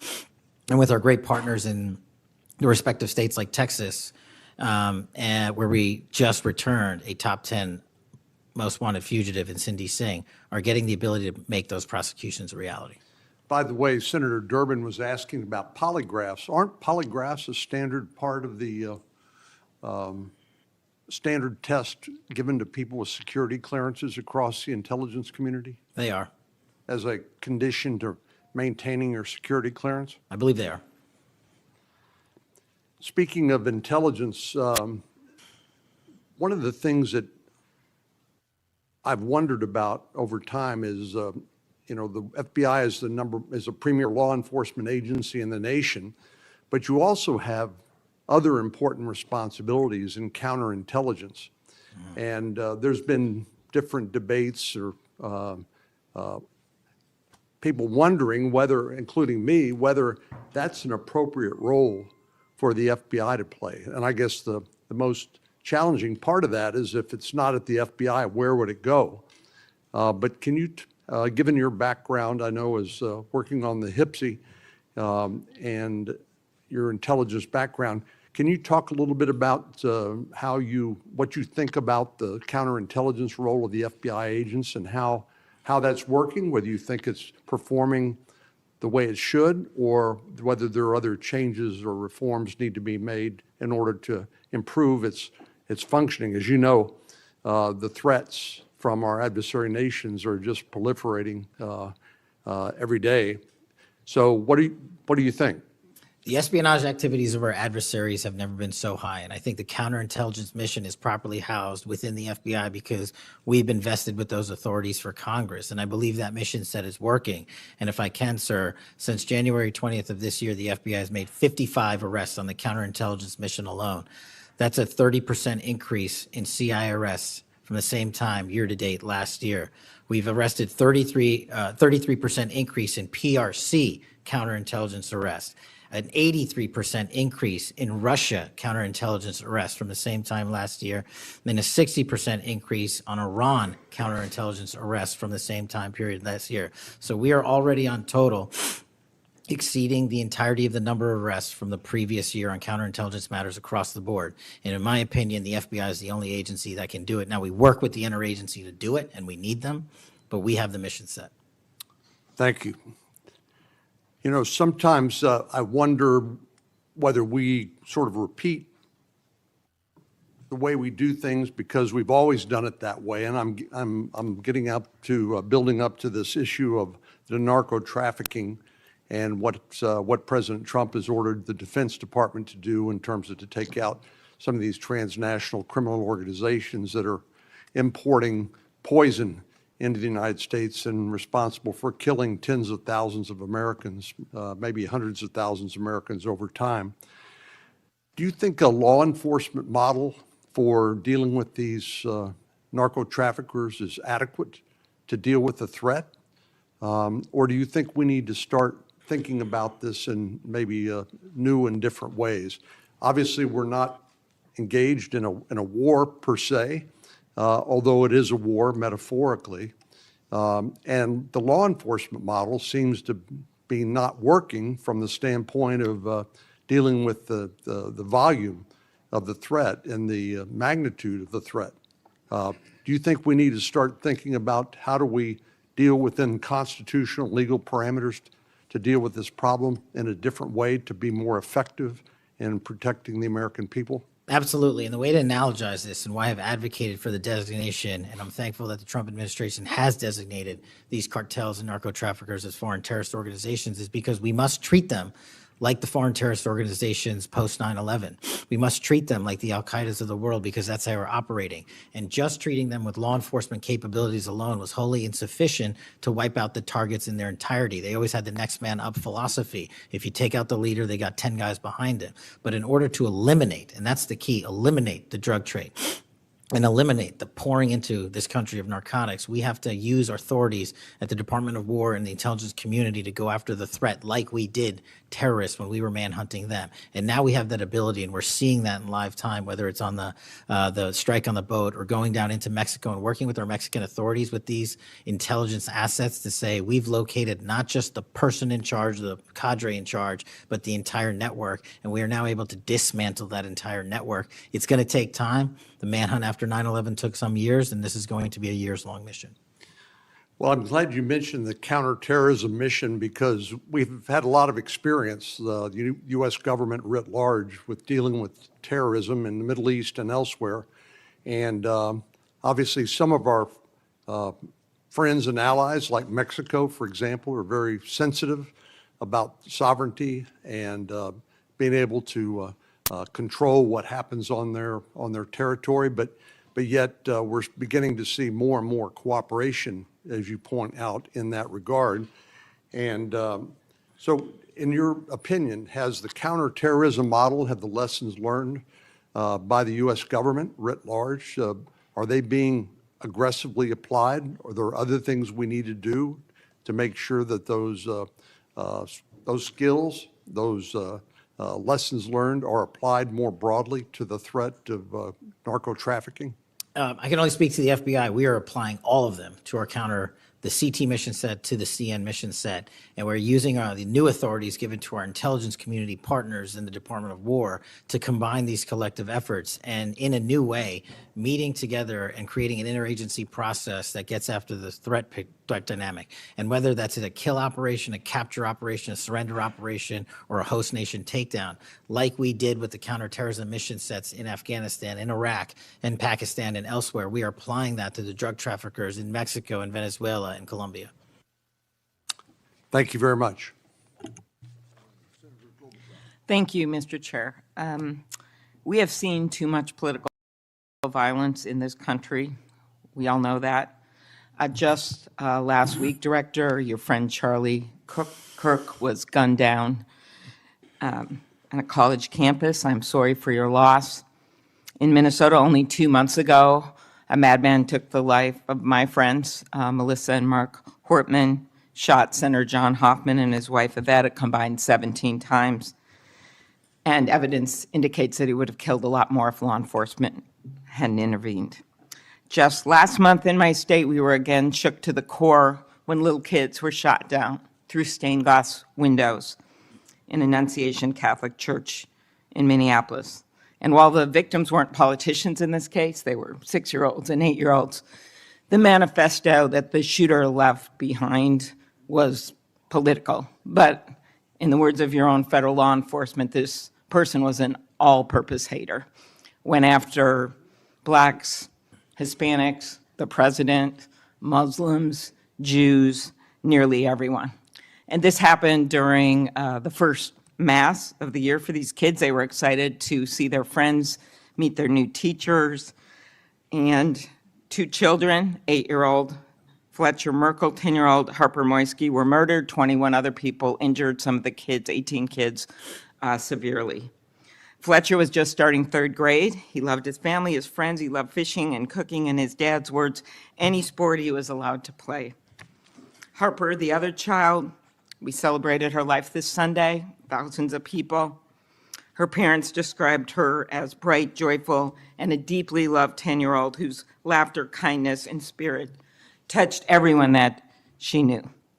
We've heard the words of young children who were saved because 12-year-olds laid on top of them, or a kid with disabilities who was paralyzed, whose teacher pulled him out of the wheelchair, threw him under the pew, and laid on top of him. We do thank the local FBI director and the local U.S. Attorney's Office for their work in both of these cases, the Hortman case and this. But I did want to focus on one local law enforcement moment that I'm not sure has made with all the news going on in Minnesota. When the first 911 call, and you've heard about other places where this waited and waited, the first 911 call was made at 8:27 a.m. The first officer was on the scene just 4 minutes later, local Minneapolis police, at 8:31 a.m. The Chief O'Hara, shared with me the actual numbers. Listen to this.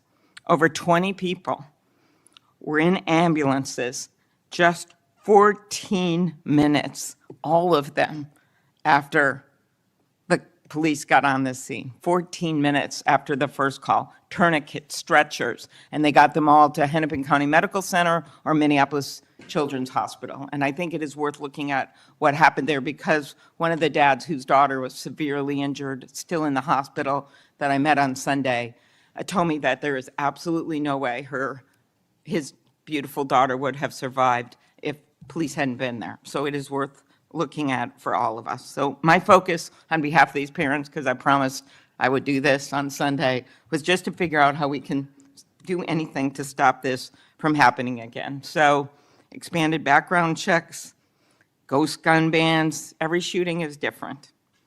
Raising the minimum age to purchase an assault weapon, even if we're not going to ban them, I favor banning them.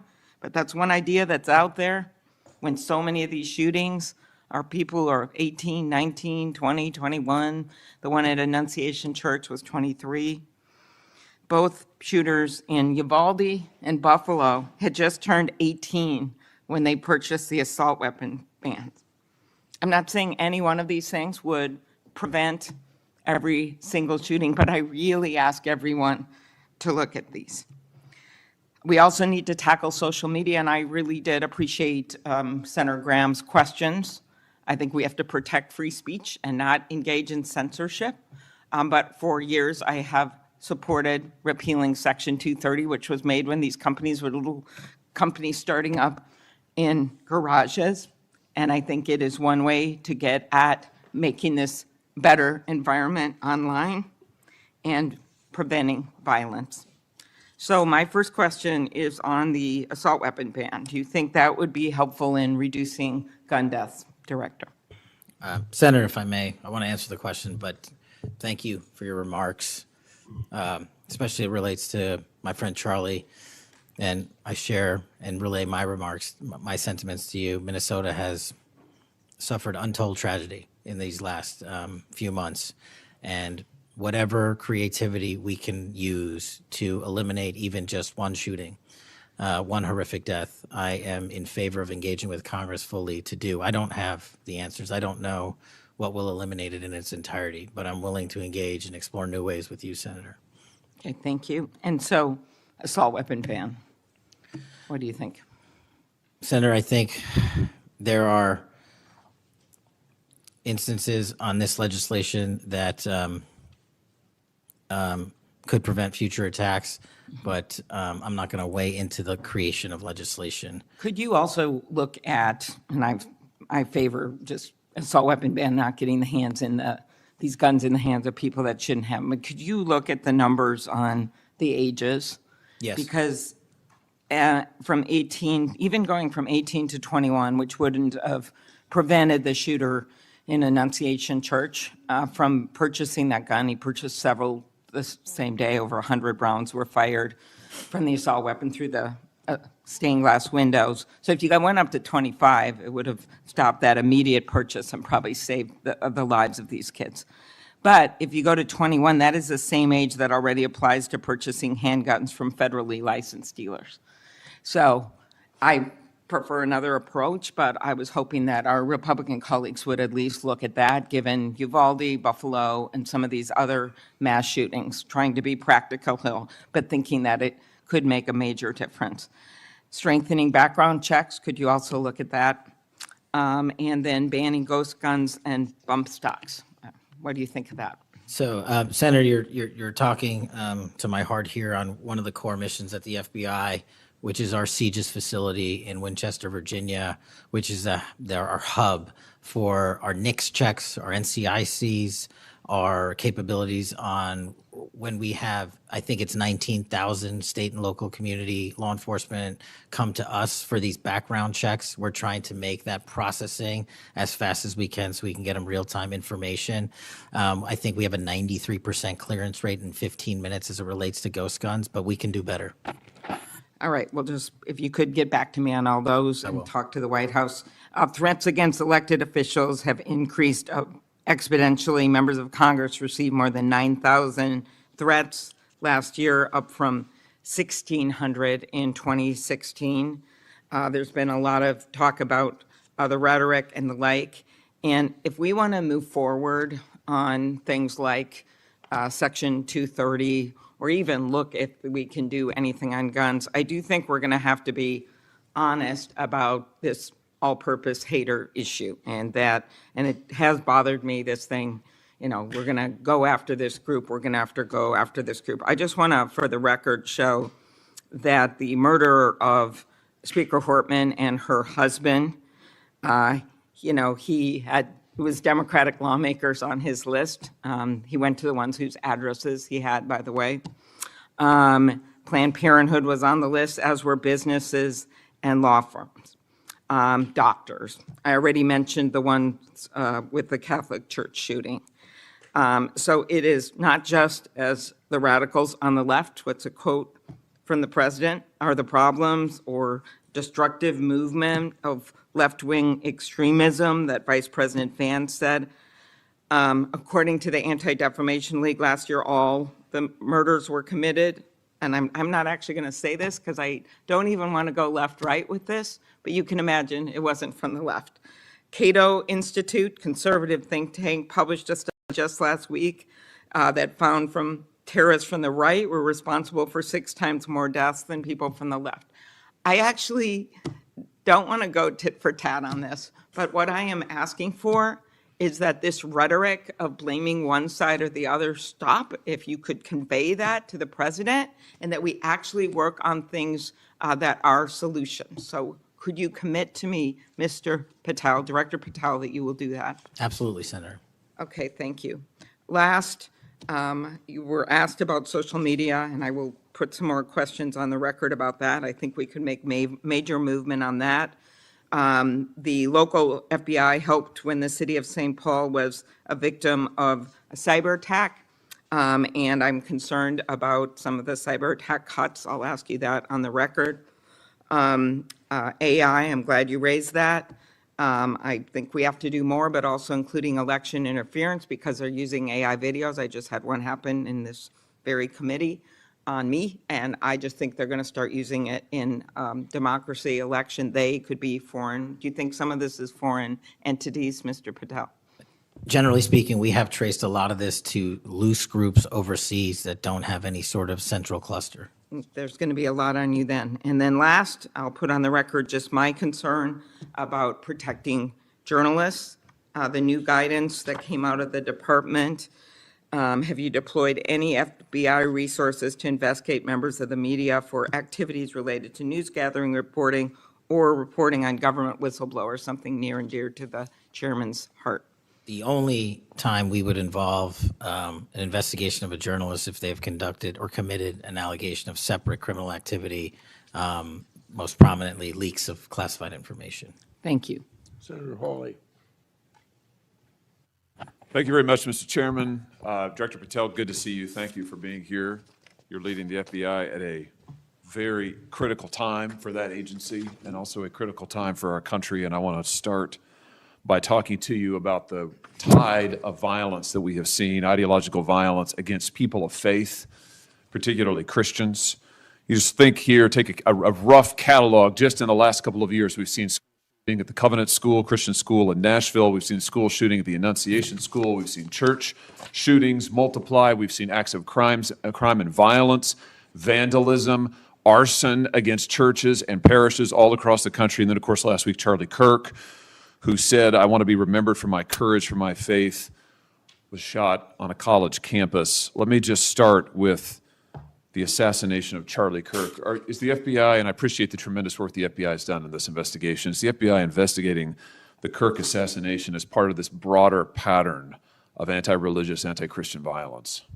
We are investigating Charlie's assassination fully and completely and running out every lead related to any allegation of broader violence, and we're producing results on that we'll disclose when appropriate. Good. I'm glad to hear that. Let me just ask you a few questions about that, if I could. Sure. Reports have suggested that the FBI is investigating a broader network of groups that may have had some knowledge of the shooter's plans.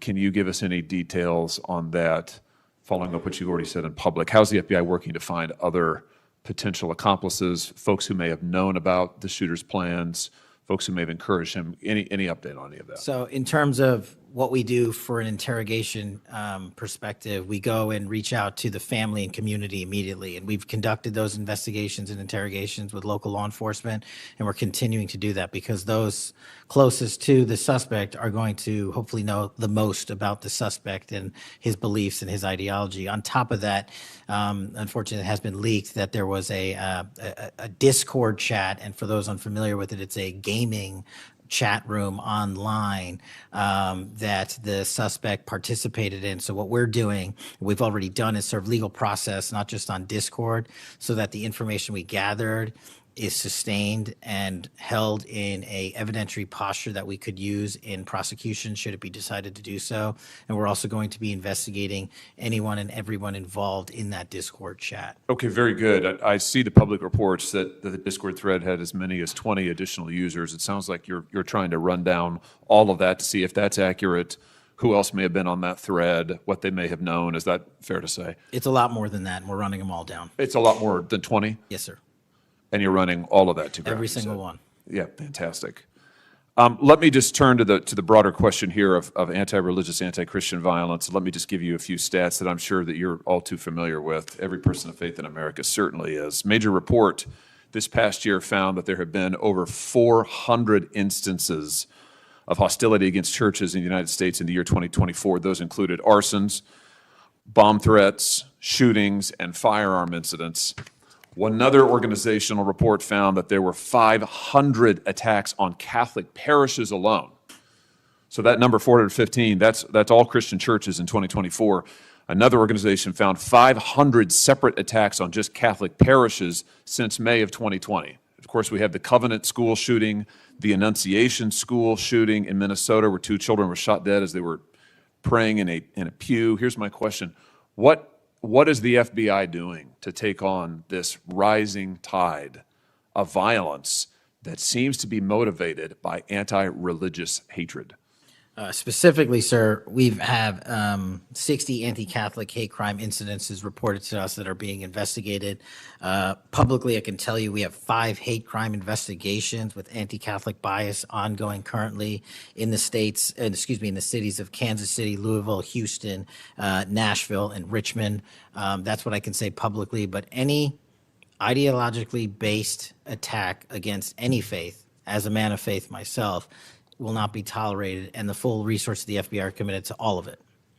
Are you investigating any domestic cells that instigate or encourage or fund or in any way support attacks on churches or other houses of worship? Senator, you raised an incredibly important point that most people don't look at. I've always said we follow the money, and whether it's terrorism or attacks based on ideology or attacks on institutions of faith or people of faith, someone's paying for it, and we are reverse tracing those steps. We are not stopping at the perpetrator themselves. We are reverse engineering to hold those accountable in our investigations to who funded them and knowingly funded them, and we will bring the appropriate steps against them with our partners at DOJ. Good. I'm glad to hear that. We look forward to hearing reports on that progress.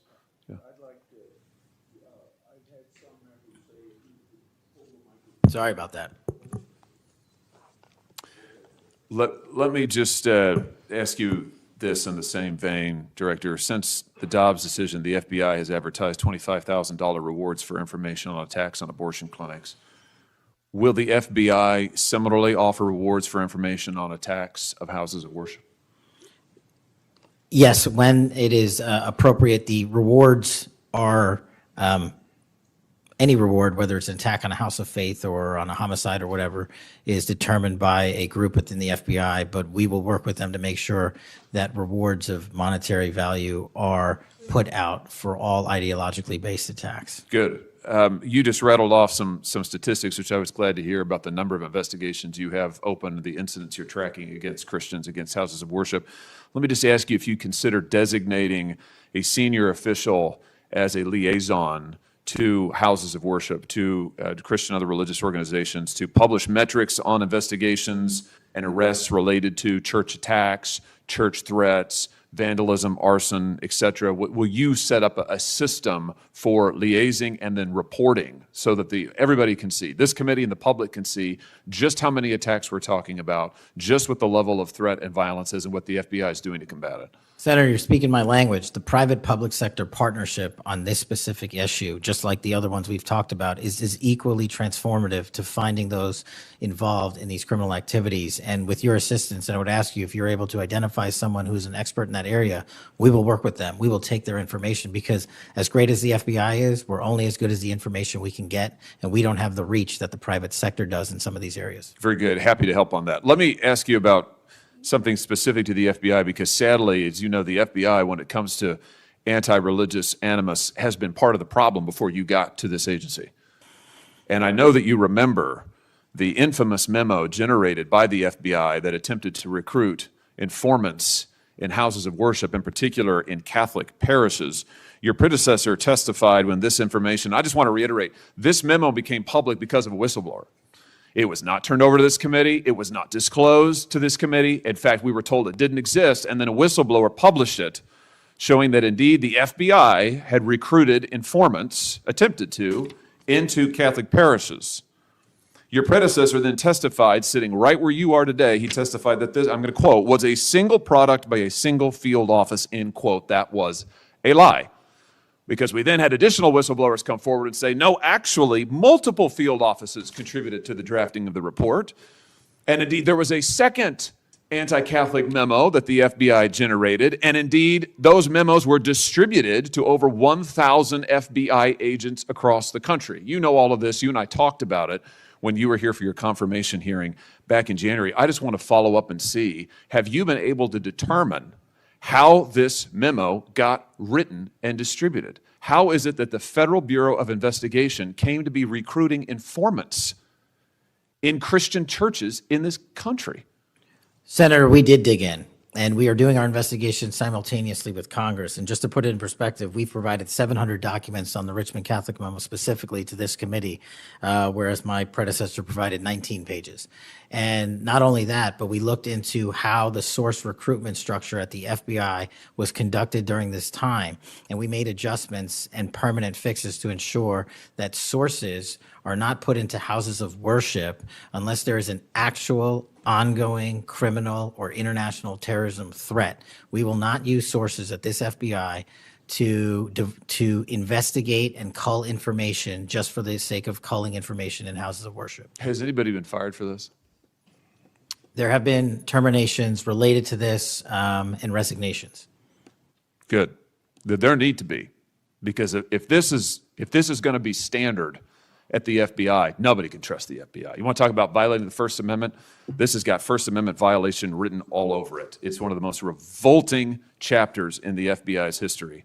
And considering what we're seeing more broadly in terms of the acts of violence against people of faith, this has absolutely got to end, and the FBI has to lead the way. So I count on you to do that, Director. Let me just, in the minute or so that I have remaining, let me just shift gears and ask you about something else you said earlier. You said that protecting our youth is maybe the FBI's top priority. It's great to hear. Let me ask you about the role of AI chatbots in that, which you've talked about a little bit already today. Are you investigating any cases of AI-generated child sex abuse material? You issued a PSA earlier this year warning that synthetic child sex abuse material, it's where the AI generates it using maybe a real kid's image, but then generates sex material, sex abuse material. You warned that that was illegal under federal law. Is the FBI investigating any instances of this synthetic CSAM material generated by AI that you could speak to? We are investigating dozens of those matters because, let me just say this, as far as the FBI is concerned, generative AI that produces CSAM, child sexual abuse material, under our investigative authorities is treated as equally as if it were actual child sexual abuse material. There's no difference for me in the FBI on this. Let me just ask you one other thing in this vein. I'm sure you've seen the reporting that Meta's AI rules, their own internal guidelines, allowed their chatbots to have sensual, that's their word, sensual conversations with children. We've had instances, multiple instances of children, minors, taking their own lives at the behest of chatbots that instructed them with specificity on how to do it. What's the FBI's role here in investigating what is going on with these chatbots, with these AI companies encouraging? I mean, listen, if an actual person did that, we would say that's grooming. We would say that's child abuse. These companies are doing it. Their own guidelines allow it. What can we do about that?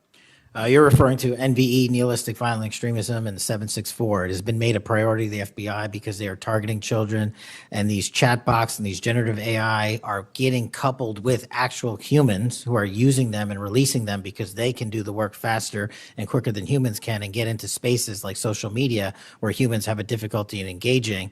And what we're doing is treating any extension of generative AI as the criminal themselves. And we have, I think, I've got to get the number back to you, but over 1,000 investigations related to NVE. We've had numerous takedowns and arrests of 764 individuals. And we are educating, this may be the most important part, I'm directly engaging with the social media and media companies, the internet service providers, to find a way to shut down. There's nothing I can do at the FBI to force them to shut it down, but work with you in Congress to find a way to work with our partners to get that shut down permanently. Senator Combs. Thank you, Chairman Grassley. Thank you, Chairman, for calling this hearing. I'm grateful we're continuing this committee's long tradition of oversight, and in particularly today, oversight of the FBI. Director Patel, thank you for being here. There's a number of issues I hope that we can speak to. I want to start by reading something you said to me during your confirmation hearing under oath. I have no interest, no desire, and will not, if confirmed, go backwards. There will be no politicization at the FBI. Then you looked me in the eyes and said there will be no retribution actions taken by the FBI should I be confirmed as director. I told you that in your office. I tell you that again today. I'm concerned that that's not what's happened, that since you took over as director, you've forced out senior leaders across the Bureau, in particular targeting those that worked on investigations of President Trump. The former acting director has just sued you for firing him for political reasons. So did a leader in the D.C. field office. And the well-respected leader of the Salt Lake City office was pushed out last month, leaving that office shorthanded at a particularly difficult time. I'm worried that these actions compromise the Bureau's ability to keep Americans safe. Hundreds of agents have resigned. You are lowering application standards to fill vacancies. You've reassigned large numbers of agents to work on immigration and street crime, issues other law enforcement agencies can handle, perhaps more effectively with the FBI, but I'm concerned that this compromises the Bureau's ability to address national security risks, uniquely its capability. In fact, you've shut down the Office of Integrity and Compliance, which makes sure that agents act in a lawful and ethical way, and reassign staff away from domestic terrorism investigations exactly at a moment I think we are all concerned about it. I also have to ask, you came before the Appropriations Committee in May and told us you wanted a $500 million budget cut for the FBI, literally an effort to defund the police. I am grateful for the work of the men and women of the FBI. They've done great work this year in Delaware, partnering with the Dover Police Department to support human trafficking victims, partnering with the Middletown Police Department on armed robbery and carjacking. And it's urgent, I think, that we fix the direction and the prioritization within the FBI. And I wish we could focus on those efforts today. But I'm seeing an FBI leadership more focused on social media clout and on political revenge than on fighting crime. Director, have you ever ordered that an FBI employee be terminated because he or she worked on an investigation into President Trump? Senator, thank you. One quick correction for the record. There's 280 NV investigations. I gave the incorrect number to Senator Hawley. Thank you. Understood. As far as a lot of your statement, I disagree with it, and I'm happy to address it. But the only way, generally speaking, an individual is terminated at the FBI is if they have violated their oath of office, violated the law, or failed to uphold the standards that we need them to have at the FBI. So those who say that they've been fired because of working on investigations into President Trump are lying or misrepresenting? Well, those matters are alleged in litigation, which is ongoing, so I can't comment on those specifically. Could you comment on why you fired former acting FBI Director Driscoll? I can't because it's ongoing litigation. Could you say now definitively under oath that the rank and file agents who were assigned to work January 6 cases will not be terminated because that's what they were assigned to do? I've said it before and I've said it again. Your case assignment, as I was given case assignments when I was a young prosecutor, does not dictate your career or your termination. Thank you. Then let me go to the appropriations question. In May, you testified before the subcommittee on which I serve, defending the president's request that we slash the FBI's budget by about $500 million. The day before, you testified the opposite in front of the House. Where are we in terms of the budget request? Senator Graham earlier said if you're requesting more funding for more agents, let us know. We're nearing the end of the fiscal year. In front of the committee on which I serve here in the Senate, your request was for a reduction of hundreds of millions of dollars. Where are we? Where we are in the budget cycle is we at the FBI are in support of the president's budget, and we are in support of eliminating waste, fraud, and abuse. We've already identified tens of millions of dollars of duplicative contracts that the FBI was spending on software and private sector engagements. We've also identified duplicative workloads. So we are transitioning those folks out of doing the same thing twice over and into the field. And that's my focus right now. And the move of the FBI headquarters is also going to save the FBI $3.5 billion in the American taxpayers. So we're focused on eliminating waste, fraud, and abuse. And as I told Senator Graham, if I'll go back and talk to my team, and if we need more, we'll let you know. Are you planning any additional reductions in force, Director? No. How many vacancies are you currently trying to fill within the agency? In terms of the 1811 ranks, there's a few hundred open vacancies that we have funded. And so we're filling all of those with our hybrid 1811 program and our new recruitment program, and I think a lesser amount of IAs and SOS. So if hundreds of agents have retired or taken the fork in the road offer, and you have vacancies, but you're requesting $500 million less, how does having fewer FBI agents help you tackle violent crime and address our national security issues? Just to put it in perspective, cybersecurity Senator, issues? sorry, I didn't mean to cut you off. If we had this $500 million, we've done the math. It would take us 14 years to onboard every vacancy that's on the books currently at the FBI, because we can't hire these folks and train them overnight.